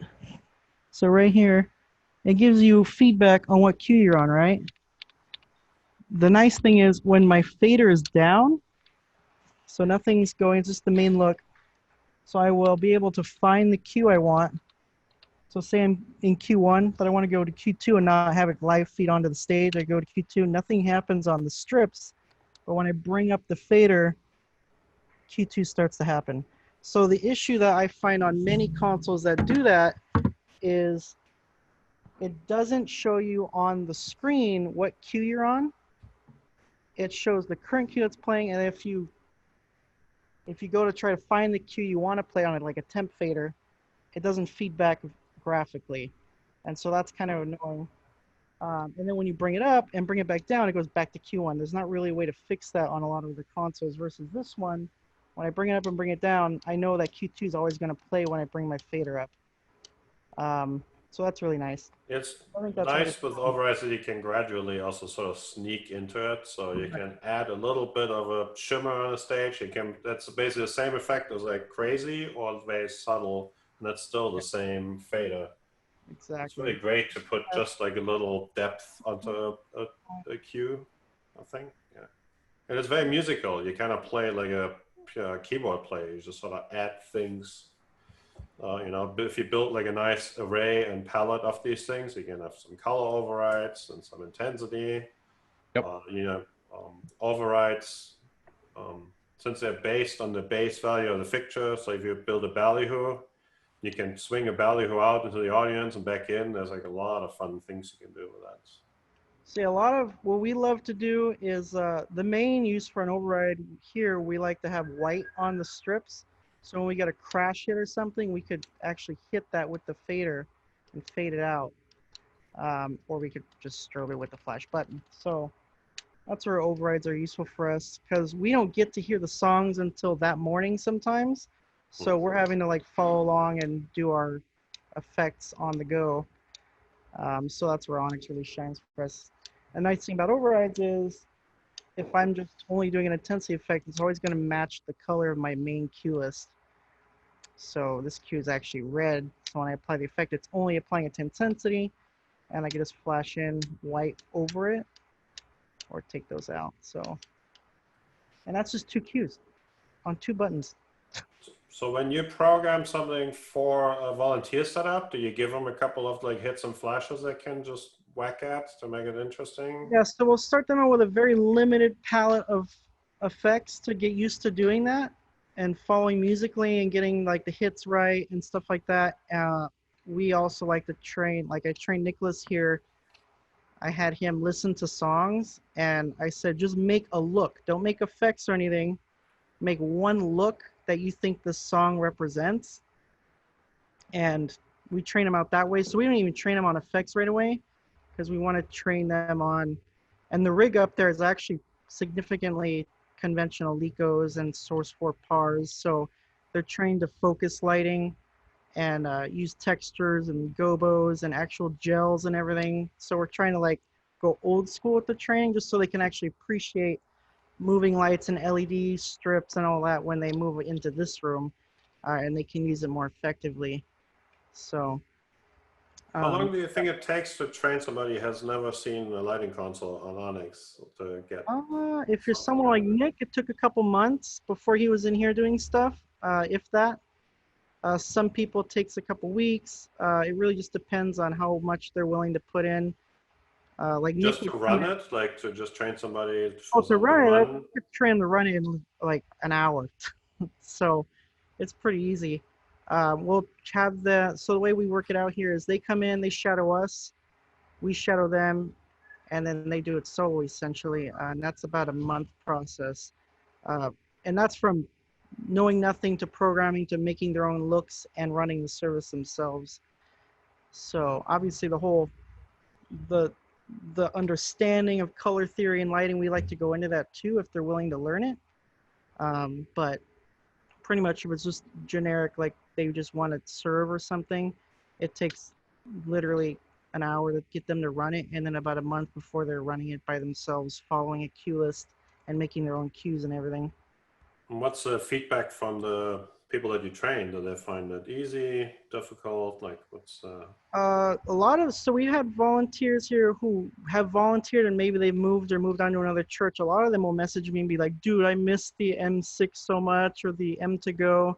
They're on an MA or they're on a ETC, and they're great. It's just it was a bigger learning curve for them.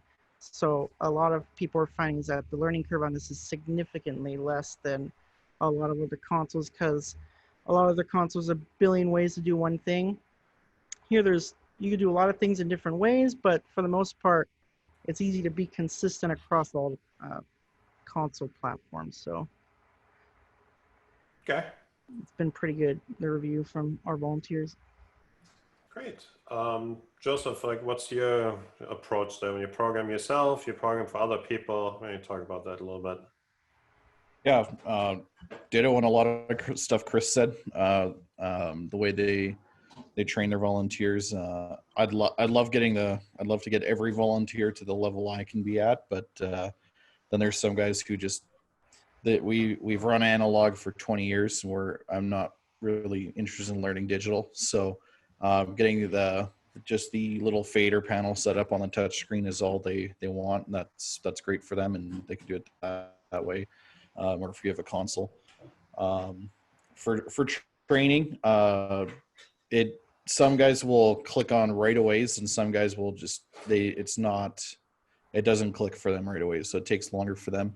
But from all the consoles that I've learned, ONYX is definitely one of the easier ones with the effects, at least on that end, that where you have the figure eight actually like drawn out, stuff like that, instead of it being math based or anything like that.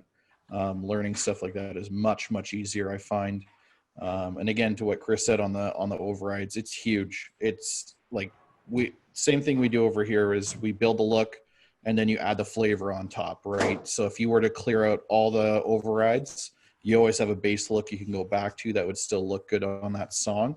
But then you have the overrides, which just on the drum beats, if you're adding the ballyhoo, if you're adding a shimmer, really easy to add on stuff like that.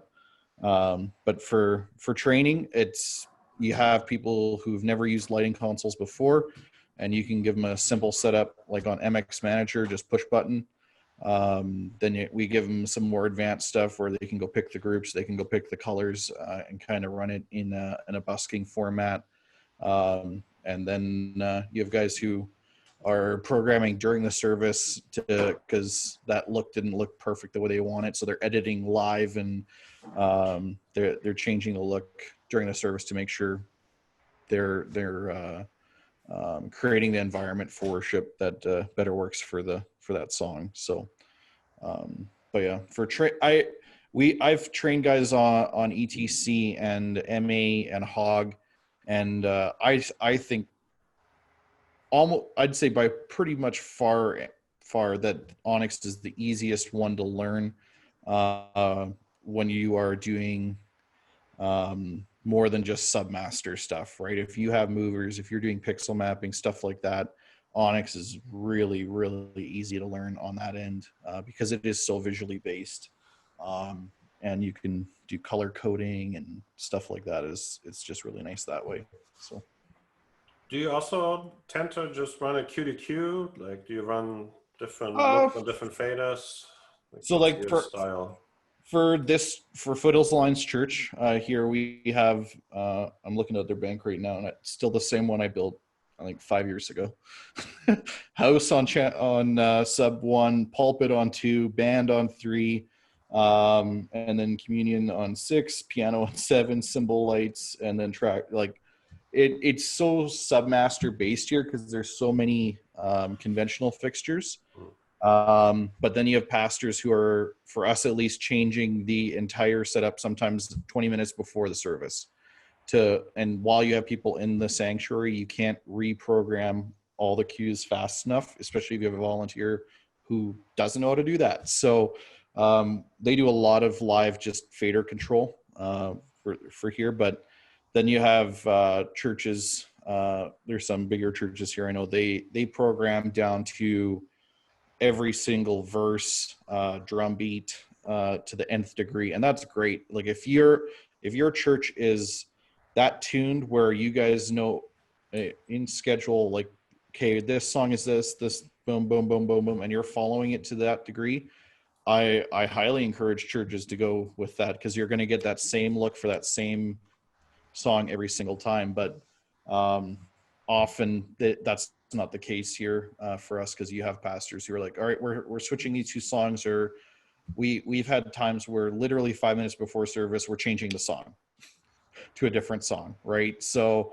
but you don't want to program 20 cues for the first song when they might say you know what, there was a plane crash this morning, so we're changing the whole mood of the service, right?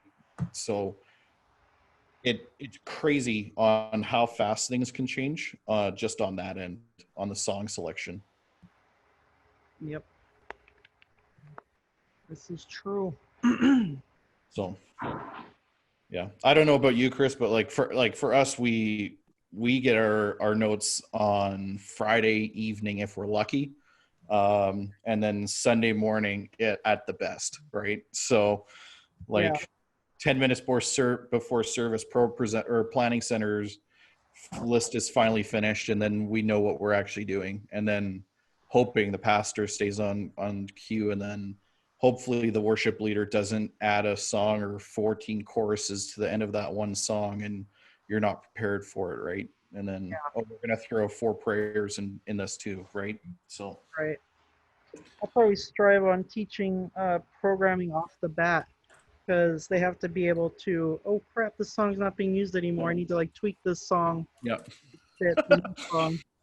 Well, and for us, we have like just a basic band front wash, and then like a stack of cue lists, like with the colors and stuff in there. Like, all right, high pace, slow song, medium pace, and then the guys just go to Q3 and enter, and there you go, right? So for us at least, I don't know how much that's for you guys out there, but It's very much the same for like our other venues upstairs, where they're like, it's the same thing. If pretty much any venue they go in, they're gonna see that the song's gonna change last minute, or the service layout is gonna change last minute. So yeah, at least they're getting trained and used to last minute changes.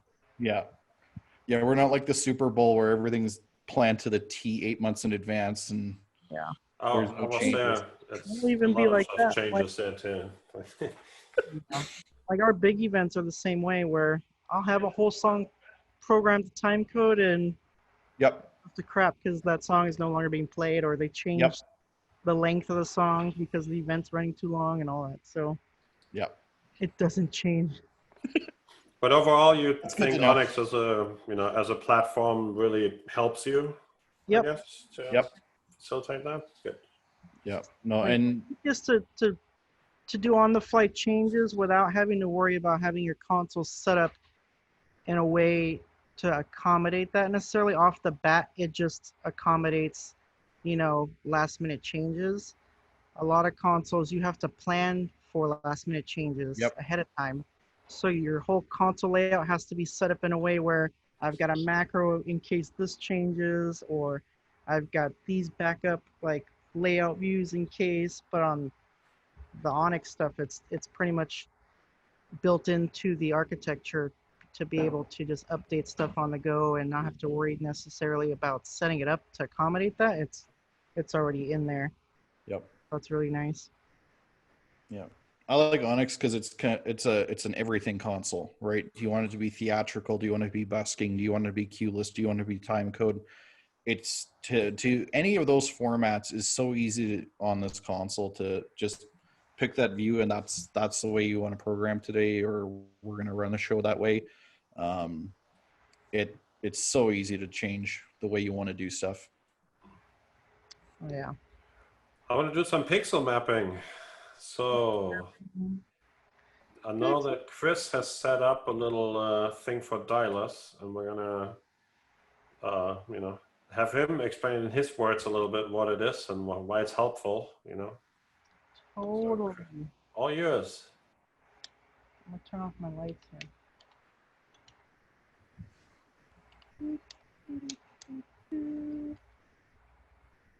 All right.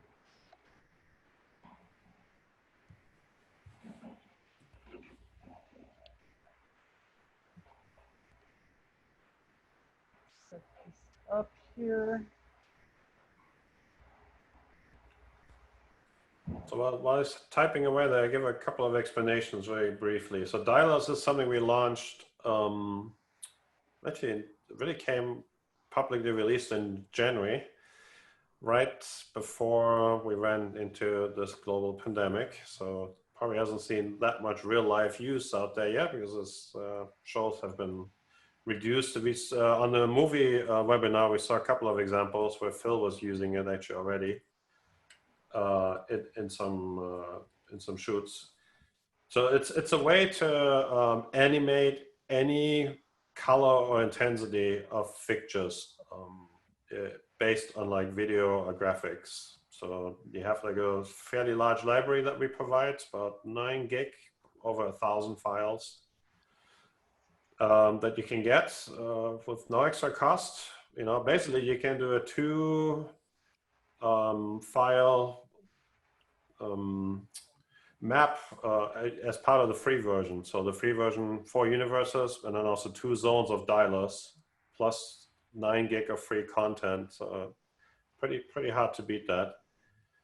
Yeah. And what it is, you saw in Joseph's overview, it was like what's called a 2D plan, which is like basically a plot and a layout of where the fixtures are. And the same works here with dialers. You arrange your pixels, and it doesn't have to be only pixels, it can be any other fixture. Works best probably on LED because of the speed, you know, world color flex. That may be limited how well that works. It will work on intensity like blinders and normal dimmer channels.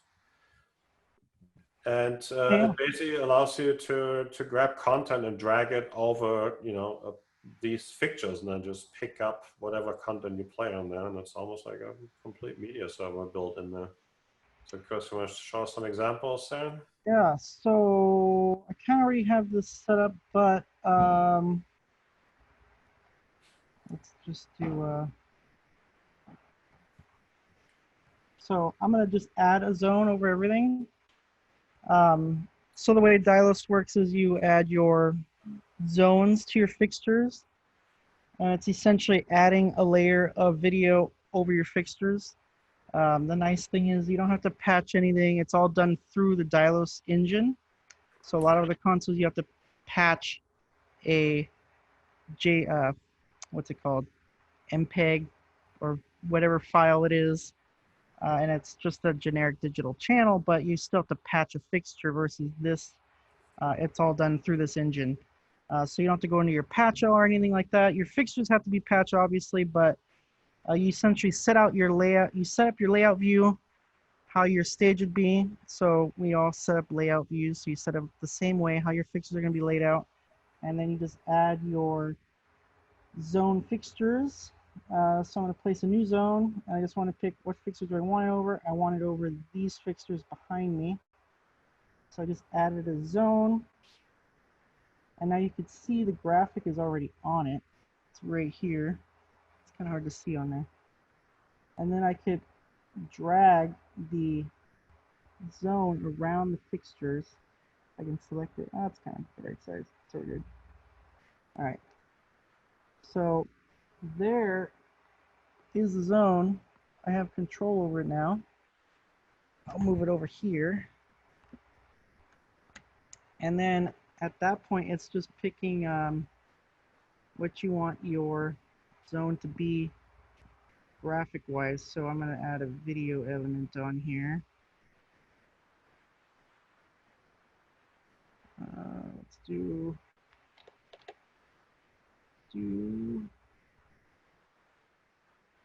oops. Come on.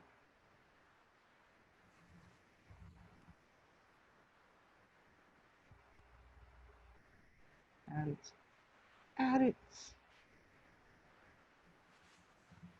Oh, yeah. My mistake. All right. Now we want to make our intensity. So the Dialos engine is controlled just like a fixture, which is really nice. So I can add an effect to the opacity, for instance, which is really nice, and add that to a fader. So I got a really nice complex effects just programmed on an override. So I really see this being like, you don't have to necessarily use it as a pixel mapping engine. You could use it as an alternate way of creating complex color effects on your fixtures and adding it into your cues like you would a normal fixture effect. So that's really nice. Go down here.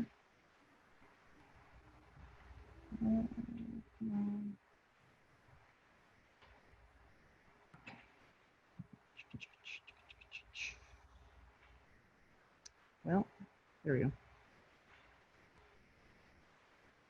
Boom. All right. Now I just gotta grab my fixtures. All right, so we got the effect running in the background. Where's it at here? Which view was it? 2D10, there we go. So now I've just got this exploding look going on. So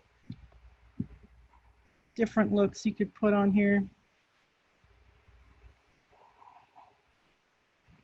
So really cool. Come on. I'm adding too many layers. Trying to find the, there's a really cool section I like on here. There's so many pre-built-in content. Nice thing about it is if I switch from this desk to another desk, I could take the clips with me, which is nice, or just use the ones in it if I have custom clips. Or if I know that console has the clips in there, I don't have to worry about bringing them over.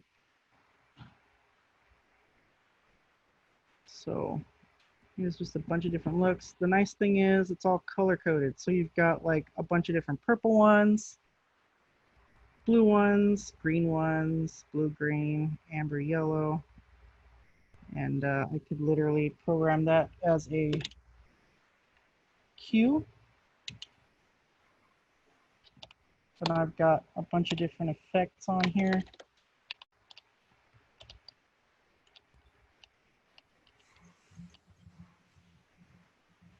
So now I could have that layered over effects on it as well.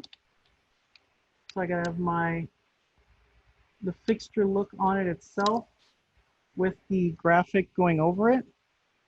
So I can have my white bump behind it, or have the dot look on it and it'll layer it over my dot. So if I do a grouping selection, so if I don't want the whole strip to do it, I want like every 5 pixels to do the pixel mapping, I could select every 5 pixels, put them at full, and it'll just apply the effect over those pixels, which is nice, or I just apply over all of them. So really nice, bunch of different powerful options. And I think you mentioned that eventually you're going to be able to apply it to like other parameters, which is going to be cool. Did I mention that? I think so. That will be cool. If not, that'd be cool. That'd be cool. Well, the thing is that it doesn't always have to be like an animated graphic. You can just literally take a picture of a forest and you can tint your entire rig just with like a, interesting graphic.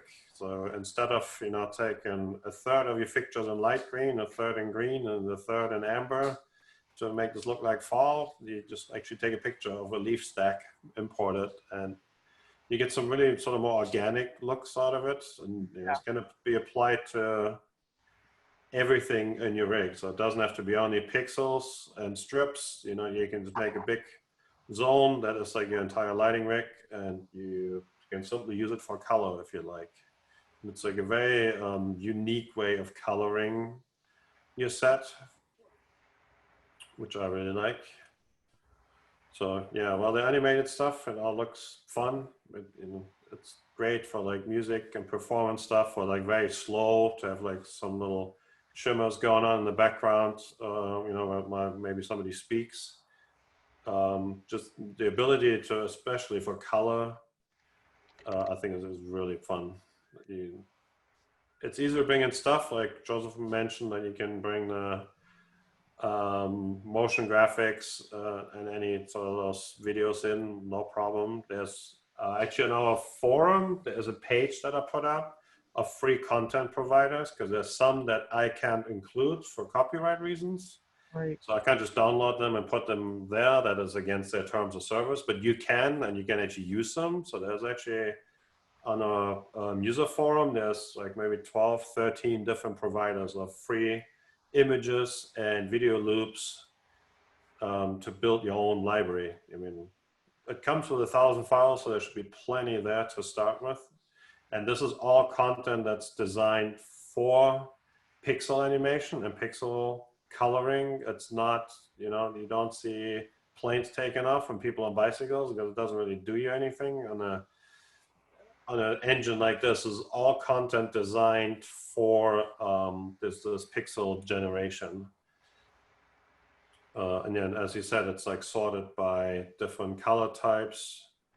And it's a mixture of animations and images, actually. So the engine has a lot of things that you can do, even like to a simple picture. You can animate it. It can be scrolling. It can be expanding. It can be like a blob that's like comes out of the center. There's like lots of ways to even take very basic images Yes. and do something interesting with them.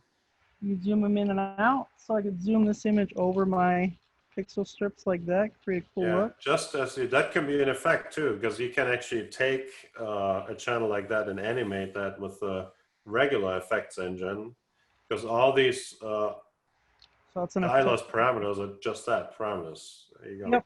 So this is just applying an effect to the zoom of the image. And if I want to make it even more complex, I could rotate the file, which is nice. So spin. Oops, wrong one. There we go. So now it's spinning and zooming in, so you get some really cool complex effects, and that's just an image, which is cool. Yeah, that would be a lot of programming to make that work.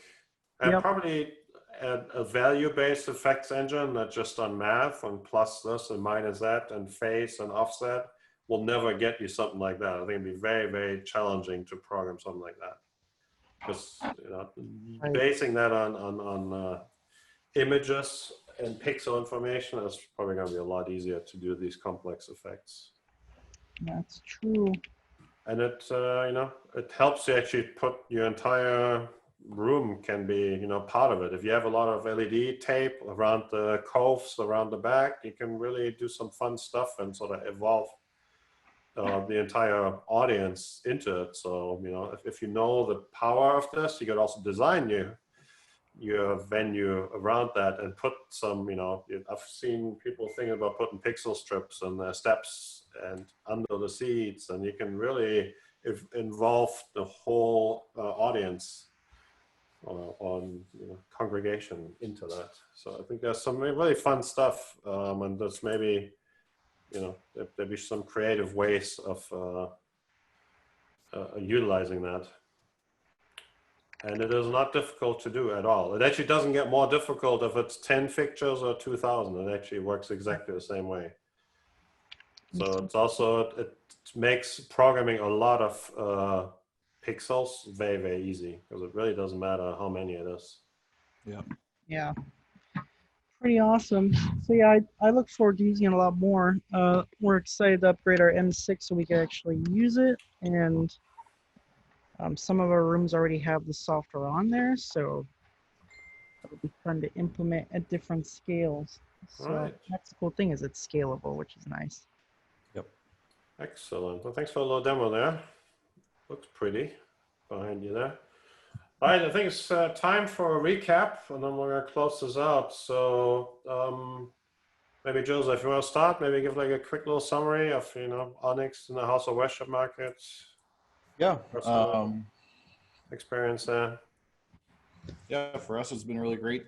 Scalability, being able to grow from small portable churches to large churches, being able to scale up with your console, the software being the same, not having to retrain volunteers on if you're using this portable church version to multi-million-dollar venue house church. You're learning the same software regardless, and you'll be able to take the skills from basic all the way to advanced. And then networking with the Netron system coming in and all that fun stuff, and with 4 universes that are free of ArtNet ACN, makes it really easy to grow a small to large system with pixel mapping, which is really awesome that we have that now built in. And then all the ONYX manager and the remotes, making everything very easy to be able to run multiple positions and run lighting from anywhere in your venue, and then being able to focus lights with the remote is great too. So Excellent. Chris, any words from you at the end here? I think it's a really great option if you're looking for expandability and starting to get into really a professional grade console, because let's admit it, there's a ton of software out there that I wouldn't consider professional at all.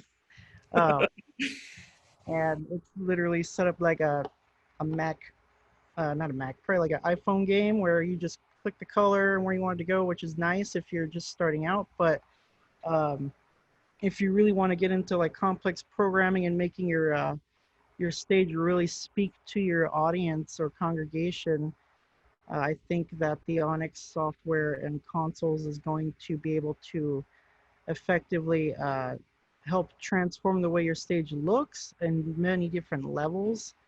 Not just the big consoles, you could apply the same looks and programming styles to all of the platforms, which is really nicely to do. And I think the most important thing for us is it's just very user friendly, especially when you're dealing with volunteers and staff who aren't necessarily in the lighting industry and they haven't been through a lot of consoles. It's also a great gateway into consoles in general, because you're not learning any really different syntax than you're going to learn on many of the other consoles. A lot of the syntax is actually quite the same, like, you know, record Q1, enter 1 through 5 at 50%. It's going to be the same across really any other console you run into, not necessarily only Obsidian. So I definitely recommend it if you're, you know, if you're trying to look for maybe a personal console even, and you want to, you know, get good at programming. You don't have to get an MA2 to learn programming. You could download ONYX PC and get pretty good at that, and it's a great way in. I know when I started programming lighting, the Maxis stuff was the first stuff I learned, which is now Obsidian. So I didn't learn MA off the bat or ETC. I learned this, and this helped me actually understand those other consoles better. Because it just was so intuitive to get started in, because you'd say, oh, okay, so this is the way this works on this console. Well, it's kind of the same way on all these other ones. So it's pretty intuitive to learn. And most importantly, it's budget friendly, so you're not sacrificing power for price, I think. We use it in almost all of our venues here. And really, we could program the same amount of fixtures in any of our rooms. We're just sacrificing space essentially. So we're not sacrificing budget or the fixture amount we can handle based on what console we choose. So that's really nice about the Obsidian brand, is you're not sacrificing really. If you went with the NX Touch or the M2Go, you're still going to get the same power behind that console of pixel mapping if you want to, or complex effects engine programming. So I think it's a great brand to get into, and I highly recommend it to a lot of my clients, and we continue to use it and love it. So yeah. Thank you, Chris. Bob, anything you want to add here? You know, I don't think so. I think Joseph and Chris, you know, really kind of covered most of it. I think the biggest thing too is it's free. You know, trying a new controller is difficult. You know, so often it's a very personal choice. You know, people get very particular about how they want to talk to a console, and ONYX I found is very common very common syntax to do things as you're telling the console different commands. So it's very easy to use and very easy to pick up. It's very tactile in its control with the touchscreen interfacing and things of that nature. Everything can be a button, you know, or you can create a button. So it can be very simple to use. And the best thing is it's free to download. And, you know, if there's anyone watching that's not a user, it doesn't hurt to download a piece of software and try it out, you know. And if you don't like it, you delete it. And if you like it, you know, go on and you can buy a simple DMX to USB converter, and boom, you have a console. But the other thing too is I think there's a great community of users out there that are always willing to help. There is the online forum at obsidiancontrols.com that has a lot of questions being answered all the time, and a very active Facebook group. So if you're not on the Facebook group and you're a user, please go ahead and add that, because there are so many users always helping each other, showing their designs, showing their interfaces that they're using. It's a great resource that we have too. And they're from users, they're from everyday people, showing what they're doing with ONYX. And I think it's another great use, way to be involved in the community and the software. Great. Yeah, actually on the resources, should mention, so download, like everything you can find on obsidiancontrol.com, which is our homepage. You'll have a direct download button there to download it. It'll run on any Windows 10 PC. Need somewhat like a later spec, preferable Intel multi-core and an SSD. It'll work on something smaller if you just want to try it. There's a demo file that comes with it. Already has stuff programmed in it. We're actually working on some new ones right now. There's actually going to be a specific one for the house of worship market. We actually designed a sanctuary for a capture demo file, and there'll be some little contests we're going to announce soon. So there'll be some fun stuff to do. But there's an existing capture demo file already, so you can basically start programming without needing anything right on your laptop or on your computer.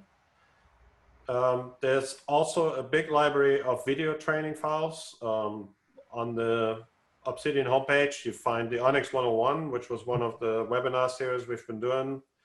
That will kind of give you a 3-hour intro into this, and you'll be able to patch and program and get a couple of overrides going. And nice thing is if you replay it, you just go over it and go backwards. If you didn't understand something, you watch it again. There's some really good examples there.